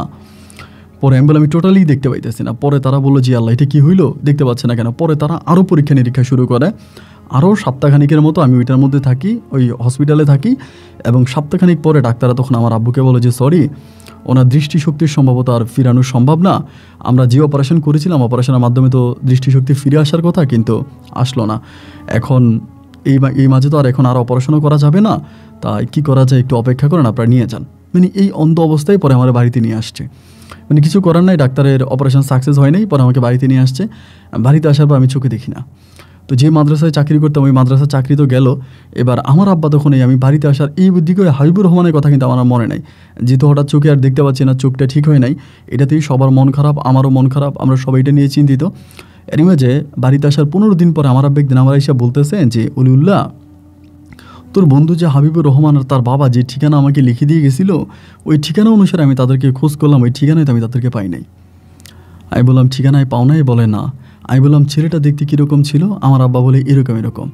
ঠিক আমার আব্বা যেরকম বলল আমি আর বুঝতে বাকি ছিল না যেটা সিরাজুল ইসলাম। আমার আব্বা অবিকল সিরাজুল ইসলামের যে চেহারাটা, ওই চেহারার বর্ণনায় আমাকে দিল। ওই অবিকল ইসলাম সিরাজুল ইসলামের চেহারার বর্ণটাই দিল, মুখের মধ্যে তিল আছে, এরকম যেভাবে বললো। আমি তখন চোখটা বন্ধ করে আমি বলি আব্বা এটা আর কেউ না, এটা আমার জিন বন্ধু সিরাজুল ইসলাম। আমার আব্বা বলে বলিস কি তুই? আমি বললাম হ্যাঁ, এটা আমার বন্ধু সিরাজুল ইসলাম, ওই জিন, ওর বাবাও জিন। আমার আব্বা বলে এটা কীভাবে সম্ভব, হসপিটালে আসলো, তোরে দেখলো, তোর আমি বলি তুমি তো বলো হসপিটালে আসছে, তোমার সাথে দেখছে, তোমার টাকা দিছে, আর আমি তো ওর সাথে বছরের পর বছর পড়াশোনা করছি, আমি নিজেই তো বুঝি না ও যে জিন। আমার আব্বা বলে এটা কেমনে সম্ভব? আমি বললাম হ্যাঁ এটাই সম্ভব। এরপরে আমি গোপনে গোপনে এই সিরাজুল ইসলামকে ডাকতে শুরু করি, কারণ আমি জানি যেহেতু আমার চোখটা অন্ধ হয়ে গেল, আমার আব্বার ইনকাম বন্ধ, আমার আব্বাও গাড়ি চালায় না, এদিক দিয়ে আমি যে মাদ্রাসায় চাকরি করতাম আমার মাদ্রাসার চাকরিটাও চলে গেল, বড় 2 বোনের মাঝে এক বোনের বিয়ে দিছে, আরেক বোনকে এখনও বিয়ে দিতে পারি নাই। পারিবারিক তখন প্রচণ্ড রকমের অভাব, দাদা দাদি ওদের ওষুধ খরচ, এমনি অমনে খরচ এত পরিমাণে বেড়ে গেল যে আমার পক্ষে, আমার বাবার পক্ষে এগুলো আর বহন করা সম্ভব হয় না। আমি প্রতিটা রাতেই কাঁদতাম, মানে আমি কান্নাকাটি করতাম, এখন আমি কী করব, একে তো চোখে দেখি না, চলতে পারি না। এবং প্রতি রাতে আমি তাহাজ্জুদের নামাজ পড়তাম, তাহাজ্জুদের নামাজ পড়ে আল্লাহর কাছে খাস করে বিশেষ করে বলতাম যে আল্লাহ, আমি যদি সিরাজুল ইসলামের সাথে একটু দেখা করতে পারি, ওর সাথে যেন আমি একটু কথা বলতে পারি। এইরকম করতে করতে করতে করতে অনেকগুলো দিন পরে একদিন আলহামদুলিল্লাহ আল্লাহ আমাকে সেই সুযোগ করে দেয়।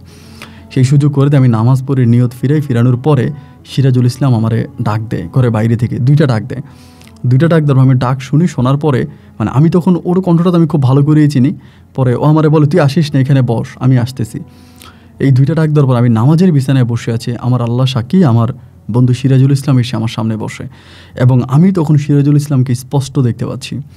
এই পর্যন্ত আমি আমার চোখটা অপারেশনের পরে আমি এক তিল পরিমাণও কাউরে দেখতাম না, কিছুই দেখতাম না, কিন্তু সিরাজুল ইসলামকে আমি স্পষ্ট দেখতে পাচ্ছি। কিন্তু সিরাজুল ইসলামের আশেপাশে কোনো কিছু দেখতে পাচ্ছি না। দেখলাম কালো একটা জায়গার মধ্যে সিরাজুল ইসলাম বসে আছে। ওই আমার দিকে তাকাইছে, তাকায় বলে তুই ভালো আছিস? আমি বললাম ভালো আছি। আমার বলে তুই আমার ডাকতেছিস কেন? তুই আমার সাথে বেইমানি করছিস, এরপর আমাকে কেন ডাকতেছিস? আমি বললাম বন্ধু তুই যদি চিকিৎসা না করতি তাহলে তো আমি তো ভালো হইতে পারতাম, আমি তো মারা যেতাম। পরে আমার বলে মারা যাইতি না, আমি চিকিৎসা করে তোর কী লাভ হলো? তুই তো সেই কানাই রয়ে গেলি, তুই তো এখনও চোখে দেখতে পাচ্ছিস না। আমি বললাম বন্ধু আমি তো চোখে দেখতে পাই না, এই জন্যই তো তোরা ডাকছি, আমি তো বড় বিপদে আছি, আমি আমার পরিবারকে কীভাবে কী করবো, আমার পরিবারের অভাব অনটন অনেক বেশি, যদি পারোস আমার একটু সাহায্য কর। আমার বলে দেখ তোরে সাহায্য করার মতো কোনো ক্ষমতা আমার নাই, আমার আব্বা তোরে টাকা পয়সা দিছে, তাও এটা আমার বাবা ছিল না, আমাদের জিন্দেরই এক সর্দার ছিল। আমি ওনার কাছে তোর এই অবস্থা দেখে তার কাছে অনুরোধ করছি, এবং তার ওই অনুরোধের কারণে তিনি এসে তোর আব্বারে সাহায্য সহযোগিতা করে গেছে। আমরা সরাসরি এইভাবে কাউকে টাকা পয়সা ধন সম্পদ দিতে পারি না, আমাদের সর্দারের অনুমতি ছাড়া, আর সর্দারের কাছে এখন আর বলে লাভ নাই, সর্দার তোরে দিবে না। আমি বললাম দেখ তোদের সর্দার না দিল আমি এখন কি করে চলবো, কি করে খাবো, আমি চোখে দেখতে পাই না, আমি একটা অন্ধ মানুষ। আমার বলে দেখ তুই আমার এত টাকা ডাকতি, আমি আর থাকতে পারি না, তোর ডাকে আমি আসতে বাধ্য হয়েছি। আমি চাচ্ছিলাম না যে তোর সাথে আমার আর কখনো দেখা হোক, কথা হোক, কিন্তু তুই যেহেতু আমাকে ডাকছস আমি আসছি। আমি বললাম বন্ধু আমি যদি তোরে দেখতে পাই তাহলে সবাইকে কেন দেখতে পাই না? আমার বলে আমারে দেখতে পাস বলেই তো তুই। আচ্ছা ঠিক আছে, এরপরও আমি যাই, আমাদের এই যিনি সর্দার আছে, জিনের সর্দার, ওনার সাথে কথাবার্তা বলে যদি তোরে ভালো করানো যায় আমি তোরে কালকে জানাবো। তো তুই তো বেইমান, কথা দিয়ে কথা রাখস না, এরপরও তোরে বলে যায় এই যে আমি আসছি তোর সাথে কথা বলছি, আমি আবার ফিরে আসা পর্যন্ত এটা কিন্তু তুই তোর পরিবারের কাউকে জানাবি না, যদি পরিবারে কাউকে জানাস আমি কিন্তু আর আসবো না, এবার যতই ডাকবি আমি আসবো না। আমি বললাম আমি কাউরে জানাবো না, আমি আর কাউরে জানাবো না। পরেও চলে গেছে। এর পরের দিনে আমি ওই নামাজের বিছানায় থাকা অবস্থাও আবারও আসছে, নর্মালি আসছে। আসার পরে বসে বলতেছে বন্ধু আমি তো ওনার সাথে কথা বলেছি, কিন্তু উনি এভাবে তোকে ভালো করতে পারবে না, তোর এটার জন্য সাধনা করতে হবে। আমি বললাম সাধনা মানে কী সাধনা? ও আমার তখন বলে দেখ তোর তো এখন পারিবারিক অনেক অভাব, এবং তোর তো অনেক অভাব, তোর অভাব অনটনের থেকে বাঁচার জন্য উনি একটা রাস্তা করে দেবে, তোর বাবাকে একটা ইনকামের লাইন উনি নিজেই খুলে দেবে, তোর বাবা টাকা ইনকাম করতে পারবে, তোর পরিবার চলবে। কিন্তু তুই যদি চোখে দেখতে চাস, তোর দৃষ্টি ফিরে পেতে চাস, তাহলে তোকে কিছু আমল করতে হবে, এবং এই আমলগুলো এখানে বসে না অন্য কোথায় গিয়ে করতে হবে। আমি বললাম সিরাজুল আমার চোখের দৃষ্টি ফিরে আসার জন্য যা করা দরকার, যেটা করা দরকার আমি সব কিছু করার জন্য রাজি আছি, তুই বল আমার কী করতে হবে। ও আমারে বলল তুই আমার সাথে যাবি আমাদের মসজিদে, আমাদের জিনদের মসজিদে যাবি, ওখানে তুই ইমামতি করবি, ওখানে তুই নামাজ পড়াবি। আমি বললাম আরে আমি তো চোখেই দেখি না, আমি ইমামতি কীভাবে করবো? ও আমার বলে তুই আমারে দেখোস না? আমি বললাম হ্যাঁ দেখি। বলে আমাদের এখানে গেলে তুই সবাইকে দেখতে পাবি, আমার সাথে গেলে আমাদের ওখানে গেলে তুই সবাইকেই দেখতে পাবি, তোর দৃষ্টিশক্তি তুই ফিরে পাবি। হয়তো পৃথিবীতে থাকা অবস্থায় তুই কাউকে দেখবি না, কিন্তু ওখানে গেলে তুই সবাইকে দেখতে পাবি, তুই যাবি আমার সাথে? আমি বললাম বন্ধু আমি যাব, যদি এরকম হয়ে থাকে তাহলে আমি যাব, তুই আমার সাথে নিয়ে চল। ও বলে এখানে একটা শর্ত আছে। আমি বললাম শর্ত কিসের শর্ত? আমাকে বলে যতক্ষণ না পর্যন্ত তোর দৃষ্টিশক্তি ফিরে না আসবে, বা যতক্ষণ না পর্যন্ত তুই ঠিক লাইনে আসতে না পারবি, ততক্ষণ পর্যন্ত তুই তোর পরিবারে আসতে পারবি না, তোর বাবা মা কাউকে দেখতে পাবি না, এবং কেউ মরে গেলে তাদের লাশ দেখতেও আসতে পারবি না। তুই কি এই শর্তে রাজি আছিস? আমি বললাম হ্যাঁ। আমি এই শর্তে রাজি আছি, সারাটা জীবন অন্ধ থাকার চেয়েও আমি জীবনের কিছুটা অংশ হলেও যদি আমি আলো ফিরে পাই, আমার বাবা মায়ের মুখ দেখতে পারি, তাহলে এটাই তো আমার জন্য অনেক বড় পাওয়া বন্ধু। আমি এটাই করতে চাই, তুই আমার নিয়ে চল। আমার বলে তোর অজু আছে? আমি বললাম হ্যাঁ আমার অজু আছে। আমি বললাম আচ্ছা ঠিক আছে, আমি একটা দোয়া শিখে দিচ্ছি, এই দোয়াটা পর। আমি তখন এই দোয়াটা পড়লাম, পড়ে আমাকে বলে তুই শুয়ে যা, দোয়াটা পরে তুই ঘুমায় যা, আমি আসবো, এসে তোরে ডাকবো। দোয়াটা পরে ভাই আমি ঘুমাই গেছি আমার বিছনার মধ্যে, আমার ঘরের বিছনার মধ্যে আমি ঘুমাইছি। এবং সকালবেলা যখন ফজরে আজান শুনতেছি আমার তখন ঘুমটা ভাঙছে। ঘুমটা ভাঙার পরে আমি তখন চোখটা মেললাম, মেলার পর আমি চোখে দেখতে পাচ্ছি আলহামদুলিল্লাহ আলহামদুলিল্লাহ আলহামদুলিল্লাহ। আমি তখন চোখে স্পষ্ট দেখতে পাচ্ছি, চারদিকটা দেখতে পাচ্ছি, যে খুব ভালোভাবে দেখতে পাচ্ছি। এবং দেখতে পারার পরে কিন্তু এখানে খেয়াল করে দেখেছি এইটা আমার ঘর না, মানে এইটা আমাদের ঘর না যে ঘরে আমি ঘুমাইছিলাম। পরে আমি কি এটা কার ঘর? পরে আমি এখান থেকে বসছি, বসার পরেই সিরাজুল ইসলাম আসছে, আইসা আমারে বলতেছে তুই দেখতে পাচ্ছিস? আমি বললাম হ্যাঁ। ও বলে হ্যাঁ ঠিক আছে, তাহলে উঠা সামনে গিয়েই পাশেই হচ্ছে একটা দিঘি আছে, ওইখানে উজু করে আয়। আমি বললাম বন্ধু এটা কোন জায়গা? আমার বলে জায়গার নাম তোরে পরে বলবো, তুই যা উজু করে আয়। আমি বললাম আচ্ছা ঠিক আছে। এরপর আমি বেরোইছি, বেরোয় পাশে গেলাম, ওয়াশরুম ছিল, ওয়াশরুমে গেলাম, ওইখান থেকে বেরোয় উজু করলাম, উজু করে আসছি। এবং আমার ঘরের সামনে বিশাল এক মসজিদ, আমার জীবনে আমি এত বড় কোনো মসজিদ দেখি নাই, বিশাল মসজিদ এবং এত বড় মসজিদ। পরে আমার বলে যে আয় মসজিদে আয়। আমি বললাম বন্ধু এটা কার মসজিদ? বলে আমাদের মসজিদ। আমি বলে তুই আমার তোদের এখানে নিয়ে আসছিস? বলে হ্যাঁ নিয়ে আসছি। পরে আমি বললাম তুই তোদের সর্দার কোথায়? বলে সর্দার আছে, তুই চল আমার সাথে আয়। তখনও আমাকে ডাকলো এবং ডাকার পরে আমি ওর পাশাপাশি মসজিদে গেলাম এবং মসজিদে হাজার হাজার মুসল্লি এবং সবাই এক ধরনের পোশাক পরা, পাঞ্জাবি পরা, সবার মাথায় পাগড়ি, কেউ আমার সাথে কথা বলে না। যে যার মতো করে নামাজের সময় হয়েছে, আকামত হয়েছে, সবাই বাইরে থেকে পিঁপড়ার মতো ঢুকতেছে। এত মানুষ আমি আমার জীবনে দেখিনি এবং এক একটা মানুষ অনেক লম্বা, অনেক ফর্সা, মানে বিভিন্ন রকমের মানুষ, এরকম মানুষ আমি দেখি নাই। একজন ইমাম নামাজ পড়লো, নামাজ পড়ানোর পরে তো নামাজ শেষ হওয়ার পরে আমার বন্ধুর সাথে একজন লোক আসছে, মানে দাড়িওয়ালা, অনেক বয়স্ক, উনি আসছে। তো আসার পরে আমি একদম নর্মালি, আমি যে কথাগুলো বলতেছি একদম নর্মালি মানুষের সাথে যেরকম কথা হয় না, দেখা হয় না, নতুন একটা জায়গায় গেলে ঠিক এরকমভাবেই বলতেছি। এটা কোন জায়গায় আমি জানি না, তবে মানুষগুলো আমার কাছে এরকমই মনে হলো। পরে উনি আসতে এসে আমাকে খুব সুন্দর করে সালাম দিল, আমি সালামের উত্তর দিলাম। পরে আমার বলে আপনি এখন সুস্থ আছেন? আমি বললাম জি আলহামদুলিল্লাহ। আমার বলে আপনি দেখতে পাচ্ছেন? আমি বললাম হ্যাঁ দেখতে পাচ্ছি। পরে আমাকে বলে দেখেন পৃথিবীর মানুষকে আমরা সরাসরি এভাবে উপকার করতে পারি না, এই বিধান আল্লাহ আমাদেরকে দেয়নি, রাসূল আমাদেরকে দেয়নি। আমরা সরাসরি গিয়ে কোনো মানুষের চোখ ভালো করে দিব, কোনো মানুষের এটা করে দিব, কোনো মানুষের ওটা করে দিব, এটা আমরা করতে পারি না, আমাদের এই ক্ষমতা নাই। আর এই ক্ষমতা যদি আমরা ব্যবহারও করি তবে এটা আমাদেরকে অনেক বড় শাস্তি পেতে হবে, আমরা এটা শিরিক করার মতো অবস্থা হয়ে যাবে, এটা আমরা আমাদের নিয়ম ভঙ্গ করব, এটার জন্য আমাদের অনেক খেসারত দিতে হবে। তো এই যে আমি করতে চাই না, আপনি আমাদের মসজিদে আসছেন, আপনি আজকে থেকে আমাদের মসজিদে থাকেন, এখানে নামাজ পড়েন, আপনি আল্লাহর কাছে চান, আপনিও আল্লাহর কাছে চান, আমরাও আল্লাহর কাছে চাইবো, এবং যদি আমরা অনুমতি পাই তো আমরা আপনারা ভালো করে দিব। আমি তখন বললাম কতদিন? উনি বলে কতদিনের কোনো হিসাব নাই, যতদিন না পর্যন্ত আপনি আল্লাহর কাছে চাইলে আল্লাহ যতদিন হা না বলে ততদিন না। আমি বললাম তাহলে আমি এখানেই থাকবো? বলে হ্যাঁ এখানেই থাকবেন। আপনাকে ঘর দেখাই দিছে না সিরাজুলে? আমি বলে হ্যাঁ দেখাই দিছে। পরে আমার বলে ওই ঘরে থাকবেন। আমি বললাম তো আমি খাবো কোথায়? আমি তো এখানে আশেপাশে অন্য কোনো ঘর দেখতে পাচ্ছি না। পরে আমারে বলে আপনার খাবার ব্যবস্থা সিরাজুল ইসলামের বাসা থেকে আসবে, ওর ঘর থেকে আপনার খাবার ব্যবস্থা হবে, আপনি ওখানেই খাবেন, এখানেই থাকবেন, আপনি এখানেই নামাজ পড়াবেন, 5 ওয়াক্ত নামাজ পড়াবেন, এবং যদি কোনো মুসল্লি আপনার সাথে কথা না বলে আপনি ইচ্ছে করে কারোর সাথে কথা বলতে যাবেন না, কারণ ভালো খারাপ সব ধরনের জিনেরাই এখানে নামাজ পড়তে আসে, আপনি কারোর সাথে কথা বলার প্রয়োজন নাই। এবং যেখানে যিনি আকামত দিবে বেশিরভাগ ক্ষেত্রে এখানে সিরাজুল ইসলামে আকামত দেয়, ওই থাকবে মুয়াজ্জিন হিসাবে। তো ও আর আপনি মিলে আপনার নামাজ পড়াবেন, কিন্তু খবরদার এইখানে একটা বিষয়, কেউ যদি আপনার সাথে কথা না বলে আপনি নিজে ইচ্ছা করে কারোর সাথে কথা বলতে যাবেন না। আর সিরাজুল ইসলামকে বলে যে সিরাজুল ইসলাম তুমি ওর দিকে খেয়াল রাখো। বলে আচ্ছা ঠিক আছে। এই বলে একে একে সব মানুষগুলো তখন মসজিদ থেকে বেরিয়ে যাচ্ছে, এবং বেরিয়ে যাওয়ার পর আস্তে আস্তে করে সূর্য উঠতেছে। কিন্তু ভাই আমি আমার জীবনে যে সূর্য দেখেছি আমার ঘর থেকে বা আমাদের পৃথিবী থেকে অনেক ছোট একটা সূর্য, কিন্তু এটার মানে প্রখর অনেক বেশি। বাট আমিও এখানে যে সূর্যটা দেখতে পেলাম সকালের সূর্যটা, এই সূর্যটা বিশাল একটা সূর্য, এত বড় সূর্য আমার জীবন আমি দেখি নাই, এবং ওই সূর্যের অত তাপ নাই।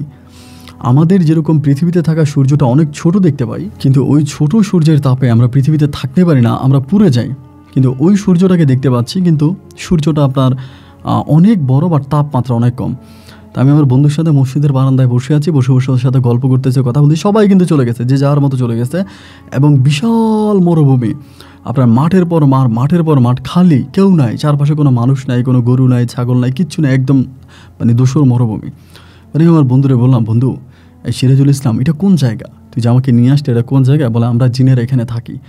আমি বললাম তুই জিনের এখানে থাকি, এখানে কোনো গাছপালা নাই, কোনো মানুষ নেই, মানে ওরা খাওয়া দাওয়া করে কি? বলো ওরা খাওয়া দাওয়া করে, এত কিছু তোর জানতে হবে না, এত কিছু তোর জানতে হবে না, তুই শুধু নামাজ পড়াবে। তুই সিরাজুল ইসলামের সাথে আমি কথাবার্তা বলি এবং মাঝে মাঝে হচ্ছে ওইখানে গিয়ে একটা আপনার ইয়ের মতো আছে, দিঘির, যদিও দিঘি না, কিছুটা দিঘির মতো একটু পানি জমানো আছে আর কি, ওইটার মধ্যে আমি গোসল করতাম, ওইটার পানি আমি ব্যবহার করতাম, ওইখানে আমি থাকতাম। তো সিরাজুল ইসলাম দুপুরে আসতো, নামাজের সময় হলে আইসাও আজান দিত, ওই কিন্তু আজান দিত, আমি না, ওই আজান দিত, আজান দিলে পরে আমি তখন ইমামতিতে দাঁড়াইতাম, আমি নামাজ পড়াইতাম, ও মুয়াজ্জিন ছিল, বা আবার মাঝে মাঝে ও নামাজ পড়াইতো, আমি মানে আকামত দিতাম। এরকম করে দুজনে মিলে নামাজ পড়াইতে আসে, দিন যাইতে আসে, রাত যাইতে আসে। এবং মাঝে মাঝে আমার মানে ধরুন আমার চুল শেপ এগুলো করা লাগে, এগুলো অনেক বড় হয়ে যায়, এগুলো আমার বন্ধু সিরাজুল ইসলামই আমাকে করাই দেয়। আর মাদ্রাসায় থাকতো মাঝে মাঝে, আমরা যখন মাদ্রাসায় পড়াশোনা করতাম তখনও সিরাজুল ইসলাম মাঝে মাঝে আমার দাড়ি চুল এগুলো কেটে দিত, ও নিজে কেটে দিত, এরকম করেও মাদ্রাসা যেরকম করে কেটে দিত এরকম করেই কেটে দেয়।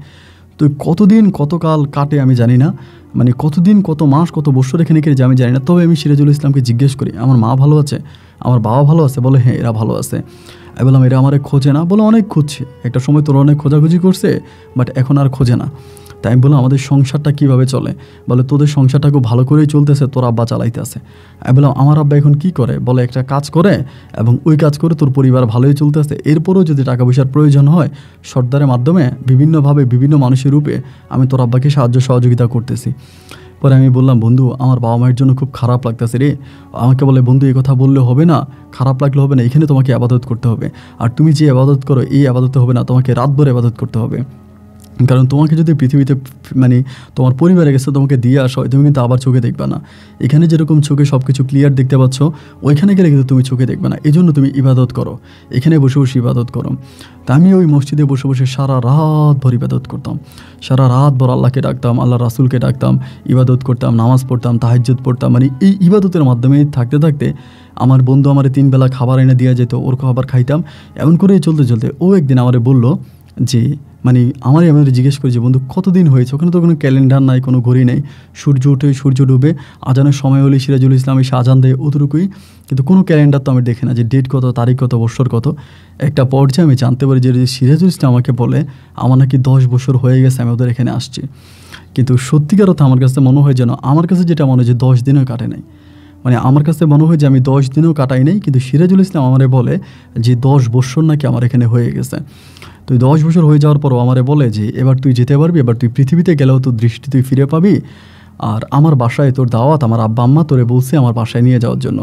আর আমি বললাম যে তোদের বাসা কোথায়? আজকে 10 বছর যদি হয়ে থাকে তা 10 বছর এই জায়গায় আছে, আমি তো তোর আব্বা আম্মা কাউকে দেখলাম না, বা তোর বাসার সম্বন্ধে আমি জানিও না। আমারে বলে আমি তোর নিয়ে যাব, তুই যাবি আমার সাথে? আমি বললাম যে ঠিক আছে। পরে একদিন ফজরের নামাজ শেষ করে আমি ওর সাথে ওদের বাড়িতে গেছি। বাড়িতে যাওয়ার পরে ওই দিন ওর বাবা মা আছে, ওর অনেকগুলো বোন আছে, অনেকগুলো বোনেরা আছে, ওর আব্বা আম্মা খুব ভালো, আমার খাওয়া দাওয়া দিল একদম নর্মাল মানুষের মতো, স্বাভাবিক মানুষ যেরকম হয় এরকম মানুষের মতো খাবার দাবার দিল, মেহমানদারি করলো, খাওয়া দাওয়া করলাম এবং জোহরে আজান হইল। আমি সিরাজুল ইসলাম আজান দিতে গেল, আজান দেওয়ার পরে আমি তখন বললাম যে আমি নামাজে যাব। তখন আমি, আমার বন্ধুর বাবা, সিরাজুল ইসলামের বাবা, আর হচ্ছে কি আমার এই বন্ধু, আমরা 3 জনে তখন নামাজে গেলাম। তাই নামাজে গেলাম, নামাজ পড়লাম, নামাজ পড়ার পরে সিরাজুল ইসলামের বাবা আমারে বলতেছে তুমি তো চলে যাবা, তোমার অনেক ভালো লাগছে, আমি তোমার পিছনে দীর্ঘ 10টা বছর নামাজ পড়েছি, তুমি অনেক ভালো মানুষ। এবং এরকম করতে করতে কী জানি উনি সিরাজুল ইসলামকে বলে, আমি জানি না। এবার উনি চলে যাওয়ার পরে সিরাজুল ইসলাম তখন আমাকে বলে আমার আব্বা আমাকে একটা প্রস্তাব দিছে, তুই কি আমার প্রস্তাবটা রাখবি? আমি বললাম যে প্রস্তাব? কিসের প্রস্তাব? আমাকে বলে তুই তো পৃথিবীতে চলে যাবি এবং খুব কম সময়ে তোকে তোর বাবা মায়ের কাছে তোকে দিয়ে আসা হবে। এখন আমার আব্বা একটা প্রস্তাব করছে যে এই প্রস্তাবে যদি তুই রাজি হস তাহলে হতে পারিস। আমি বললাম আরে বন্ধু কী প্রস্তাব তুই আমারে বল, আমি তোদের সমস্ত প্রস্তাব রাখার জন্য প্রস্তুত, আমি তোদের সমস্ত কথা রাখবো। পরে আমার বলে আমার আব্বা আমাকে বলল আমার একজন বোন আছে, আমার এই বোনটাকে তোর কাছে বিয়ে দিবে। আমার একেবারে ছোট বোন, নাম হচ্ছে মুনতাহা নুরি। মুনতাহা নুরির আমার আব্বু তোর কাছে বিয়ে দিতে চায় এবং মুনতাহা নুরিরে তোর সাথে আমার আব্বা পৃথিবীতে পাঠাতে চায়, তার সাথে কি তুই থাকবি? তো আমি বললাম দেখ বন্ধু তোরা তো জিন জাতি আর আমি হচ্ছি মুসলমান, আর আমি হচ্ছি মানুষ, তা তোদের সাথে কি আমার বিয়ে কি হবে? ও বলে হ্যাঁ হবে, যদি তুই করতে চাস ওভাবে হবে, মানুষের রূপে আমার বোন তোর সাথে সংসার করবে সারা জীবন, তুই যতকাল বেঁচে থাকবি। অবশ্য তোদের হয়াত তো কম, অনেক কম হয়াতে পাবি, তাই ওই হয়াতটা পর্যন্ত আমার বোন তোর সাথে থাকবে। আমার আব্বার ইচ্ছা যে আমার আব্বা তোর কাছে তার মেয়েরে বিয়ে দেবে। পরে আমি বললাম, বন্ধু আমি তো এটা বুঝি না, এটা কীভাবে কী বলে, তুই যদি রাজি থাকিস তাহলে বল। আমি বললাম যে ঠিক আছে বন্ধু, আমি রাজি আছি। এই রাজি আছি শুধু এই কথাটাই বলছি। বলার পরে ওরা তখন বিয়ের আয়োজন করে। আমি আমার বিয়ের আয়োজনের বর্ণনা যদি সাপ গলায় দিয়ে চিৎকার করেও সবাইকে বলি, এটা কেউ বিশ্বাস করবে না, আমি জানি। তাই এই বিষয়ে আমি শুধু এটাই বলবো যে পৃথিবীতে এরকম বিয়ে আমার দৃষ্টিতে আমি কখনো গল্পও শুনি নাই। এত রাজকীয়ভাবে আমার বিয়ে সম্পন্ন হয়। এবং বিয়ে সম্পন্ন হওয়ার পরে আমার বউ মুনতাহা নুরিরে তখন আমার সাথে দিয়ে দেওয়া হয়, আমার কাছে দিয়ে দেওয়া হয়। এবং আমার বন্ধুর বাবা তখন তারা আমাদের এলাকাতেই একদিন সকালে ফজরের পরে আমাকে এনে দিয়ে যায়। তো আমাকে যখন দিয়ে যায়, মুনতাহা নুরি আমার সাথে আছে, ও পর্দা করছে, বোরকা পরছে, খুব সুন্দরভাবে আমার সাথে আছে। এবং ওর বাবা এবং ও আমাদের কাছ থেকে বিদায় নিয়ে বলল যে আমরা প্রয়োজন হলে আবার আসবো, নুরিরে দেখবো এবং তুমি নুরির দিকে খেয়াল রাখো। আবার আরেকটা বিষয়, ওখানে আমাদের বাসর ঘরও হয়, ওইখানে আমরা বাসর ঘরও করি এবং রাজকীয়ভাবে আমাদের বাসর হয়। পরে বাড়িতে আসছি আপনার দিনের 8টা কি 8:30টার দিকে বাড়ির মধ্যে ঢুকছি। ঢুকার পরে মানে আমাকে দেখে মানে মনে হয় যেন যে চিৎকার, যে কী চিৎকার, আমাদের গ্রামে, শুধু আমাদের গ্রাম নয়, আশেপাশে 8-10টা গ্রামের মানুষ চলে আসছে। এত পরিমাণে মানুষ আসছে যে লাস্ট পর্যন্ত ওখানে প্রশাসনের লোকে চলে আসছে, মানে পুলিশ চলে আসছে মানুষ থামানোর জন্য। পরে আমি আমার বউরে নিয়ে ঘরে গেলাম। সবাই একটাই কথা, আমি কোত্থেকে আসছি, আমি এত বছর কোথায় ছিলাম, কই ছিলাম, এবং আমার দৃষ্টি আমি কীভাবে ফিরে পেলাম। তো এগুলো আমি কাউরে বলি না। পরে আমার মা আমার জিজ্ঞাসা করে মেয়েটার বিষয়ে, আমি বললাম যে মা, ওর নাম মুনতাহা নুরি, আমি ওরে বিয়ে করে আনছি, আমার বউ। তো আমার আব্বা মা তখন থেকে তো ডাউট করতেছিল, যখন থেকে আমি বলছিলাম যে সিরাজুল ইসলাম জিন আমাকে টাকা পয়সা দিচ্ছে, আমার চিকিৎসা হয়েছে। আমার আব্বা আম্মা এটাও সন্দেহ করছে যে সম্ভবত আমি ওই জিন বন্ধুর কাছে চলে গেছি, ওই সম্ভবত আমাকে নিয়ে গেছে। এটা আমার আব্বা আম্মার মনেও একটা সন্দেহ ছিল। এবং সন্দেহের পরে তখন আমার আম্মা মুনতাহা নুরিরে দেখতে আসতো। তো এই নুরি একদম স্বাভাবিক মানুষের মতো আমার ঘরে আসছে। এবং নুরিকে দেখার পরে আমার আম্মা তো অবাক হয়ে গেল। আমার আম্মা এক নজর দেখি আমার আব্বারে বলতেছে এটা কোনো মানুষ না। আমার আম্মারে বলে, মানে আমার আম্মা আমার আব্বুরে বলে। আমার বাবা তখন আমার আম্মারে বলতেছে, এটা তুমি কি বলো, ও বিয়ে করে আনছে, ও সংসার করতেছে, আর তুমি বলতেছো ও মানুষ না, এটা কি ধরনের কথা। আমার মা বলে এটা কোনো মানুষের মেয়ে না, এত সুন্দর কোনো মানুষ হতে পারে না। আর নুরি এরকম, ও কখনো ঘর থেকে বেরোইতো না। মানে আমি বলতাম, মাকে বলছে যে মা, ওর বাবা মা দুজনেই কোরআনে হাফেজ, ওই কখনো ঘর থেকে বেরোবে না, ও ঘরের মধ্যেই থাকবে এবং আমি কাজ কাম করবো বা আমি আমার বউকে চালাবো, এমন করে আমি বউকে চালাইতে আসি। তো দিনের বেলা যখন ঘরে আসতাম, আমি দেখতাম আমার মা এই বাড়ির ওই বাড়ির অনেক মহিলাদেরকে আমার বউকে দেখাতে আনতো এবং আমার বউ তাদের সামনে যাইতো না। এইটা নিয়ে আমার আম্মার সাথে আমার বউয়ের মুখ কালাকালি হতো, মানে আমার মা মুখ রাগারাগি করতো, কেন যাইতো না। পরে নুরি আমারে বলে, এভাবে মানুষের সামনে আমাকে নিলে পৃথিবীর সব মানুষগুলো ভালো না, কিছু কিছু মানুষের দৃষ্টিশক্তি অনেক খারাপ, ওরা দৃষ্টি দিতে পারে এবং ওরা আমার বাস্তবতা জেনে যেতে পারে। তো আমার মাকে বলে যাতে ভিন্ন রকম মানুষকে আমার সামনে না আনে। তা আমি বলি আমার মা আমার কথা শোনে না, আমাকে বারবার জিজ্ঞেস করে এরে কোত্থেকে আনছিস, ওর ঠিকানা কি, মানে এরকমভাবে জিজ্ঞেস করে। ভাই আমি এগুলোর উত্তর আর কত দিব, মানে উত্তর দিতে পারি না, মানে খুবভাবে মা আমাকে খালি জিজ্ঞেস করে মেয়ের বাবার বাড়ি কোথায়, মেয়ের মায়ের বাড়ি কোথায়, ওর ঠিকানা কি, কোন ঠিকানা থেকে নিয়ে আসছিস, ওর ঠিকানা দিয়ে আমি ওর বাবার কাছে যাবো, ওর মায়ের কাছে যাবো, ওদের ঠিকানা। মানে কোনোভাবে আমি আমার মাকে আমার ঠিকানা দিচ্ছি না, কারণ ঠিকানা আমি দেবো, আমি তো ঠিকানা জানিই না। এইভাবে বেশি দিন না, প্রায় 14-15 দিনের মতো আমি ওর সাথে সংসার করি। এবং 14-15 দিন পরে যেটা হইলো সেটা হচ্ছে আমার মায়ের আর আমি মানাইতে পারতেছি না, মানে মাকে আমি আর বুঝাইতে পারতেছি না, কোনোভাবেই মাকে মানাইতে পারতেছি না। মা যখন এরকমটাই শুরু করতেছে এবং পরে শেষ পর্যন্ত আমি করলামটা কি, আমার মায়ের আমি বললাম যে মা, আমি তোমাকে ঠান্ডা করতে পারতেছি না, তুমি আমার কথা মানতেছো না, আমার কথা শুনতেছো না। আমি তোমাকে শুধু একটা কথাই বলি, তুমি যেটা সন্দেহ করতেছো বিষয়টা এরকমই, তবে এটা কাউকে জানাইও না, এটা জানাইলে আমাদের অনেক ক্ষতি হবে। দেখো আমি দৃষ্টিশক্তি হারিয়ে ফেলেছি, আল্লাহ আমাকে দৃষ্টি ফিরিয়ে দিছে, সুতরাং আমি এখন ভালো আছি আমার বউ নিয়ে, তুমি এমন কিছু করো না যেটার জন্য আমার বউকে আমি হারিয়ে ফেলি। আমার মা বলে, তার মানে এটা মানুষ না। আমি বললাম তুমি যেটা মনে করো সেটাই, তবে কাউকে জানাইও না। এটাই আমি শুধু আমার মাকে বলছিলাম। তখন মনে হয় দিনের আপনার প্রায় 11টা কি 11:30 বাজে আম্মার সাথে আমার এই কথা হওয়ার পরে আমি তখন বাইরে যাই, মানে বাসার বাইরে যাই, কাজে যাই। আমাদের বাড়ির পাশে একটা জায়গায় কাজ করবো, ওই জায়গায় কাজে যাই, কাজের লোক আছে ওদের সাথে। এখন ওই জায়গার মধ্যে যাওয়ার পরে আমি হঠাৎ করে আমার মানে এই জায়গায় যেতেছি, দুপুর আপনার প্রায় 1টা কি 1:30টার দিকে আজান দিতে আসে।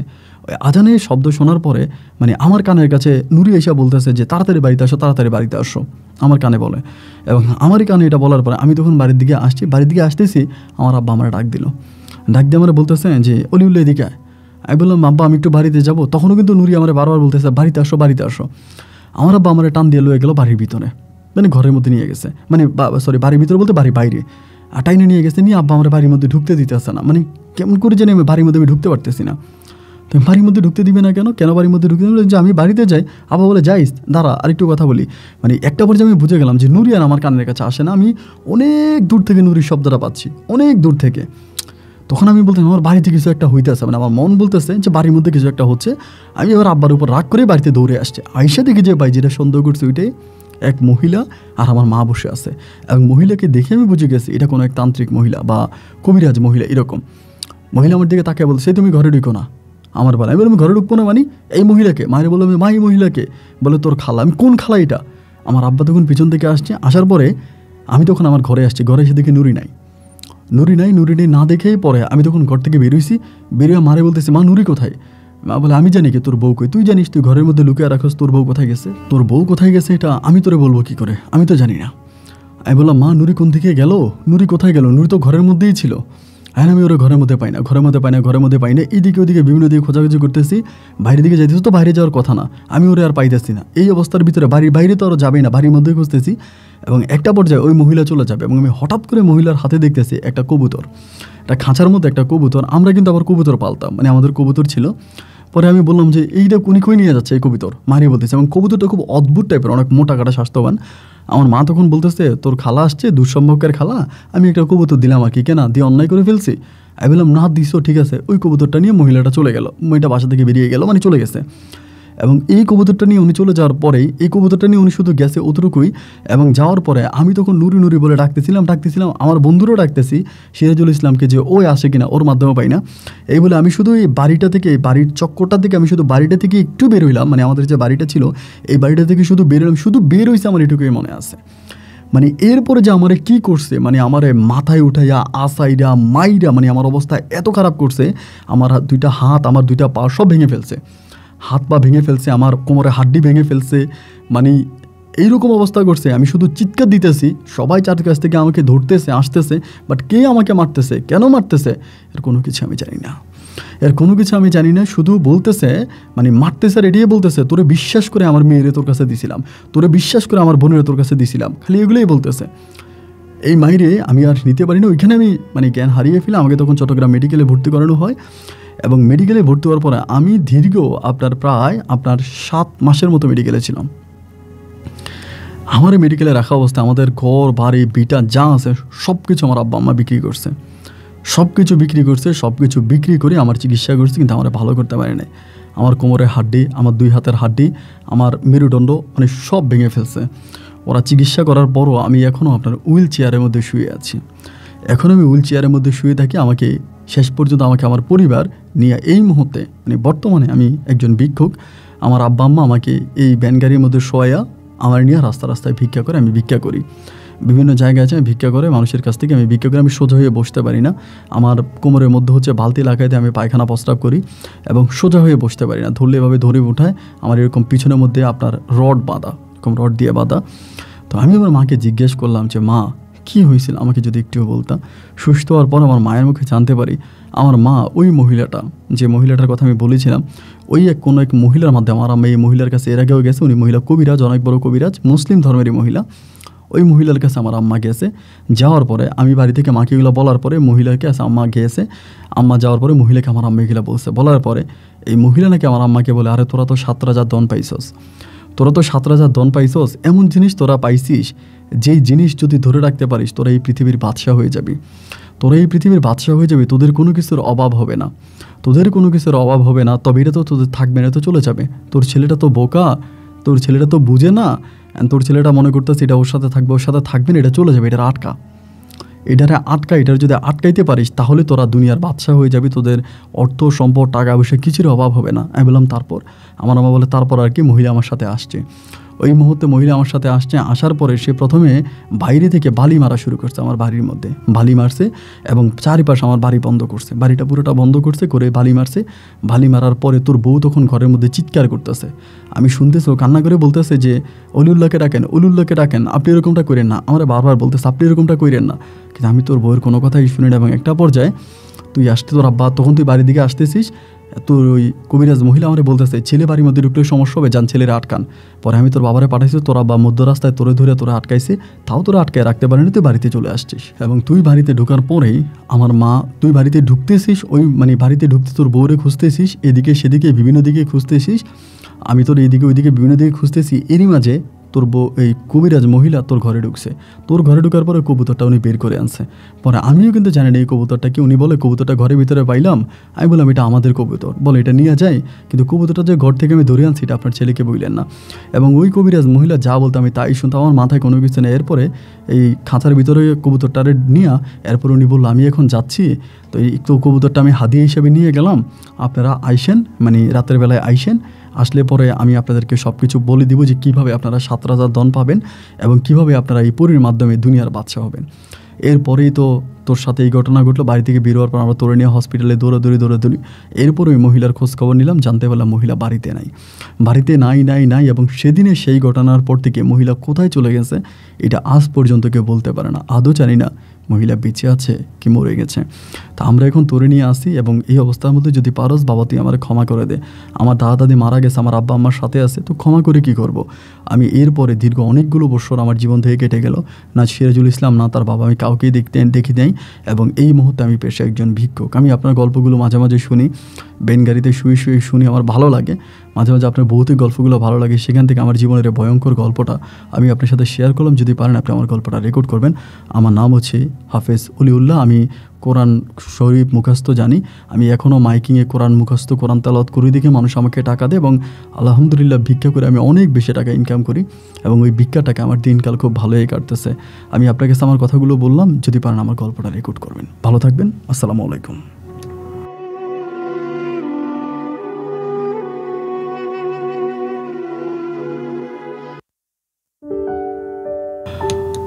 আল্লাহু আকবার। অবিশ্বাস্য এক বাস্তব ঘটনা, বিশ্বাস করেন। আমার মানে গল্পটা যখন আমি রেকর্ড মানে এখন যে পড়লাম, এর আগেও যখন গল্পটা পড়লাম ঠিক তখন এখন দুটো সময় আমার একই মুহূর্তে মনে হচ্ছে যে অদ্ভুত রকমের তাজ্জব এক বাস্তব ঘটনা। আমরা জানি জিনেরা আছে পৃথিবীতে, এবং জিনে এবং ইনসান দুই জাতির বিচার মৃত্যুর পরে হবে। জিনেদেরকে আল্লাহ আলাদা কোথাও রেখেছে, বা জিনেরা আমাদের থেকে অনেক বেশি ঘন, আমাদের থেকেও তাদের জনসংখ্যা আরও বেশি। আমি জাস্ট অবাক হয়ে গেলাম গল্পটা পেয়ে, এবং গল্পটা রেকর্ড করে আপনাদের কাছে কেমন লেগেছে গল্পটা কমেন্ট বক্সে লিখবেন, এবং গল্পের কোনো অংশ না বুঝে থাকলে আমাকে জানাবেন, আমি উত্তর করব। আজ এখানেই বিদায়। ইনশাআল্লাহ আপনাদের সাথে আমার দেখা হবে অন্যদিন অন্য কারো বাস্তব জীবনের গল্প নিয়ে। আল্লাহ হাফেজ এন্ড আসসালামু আলাইকুম।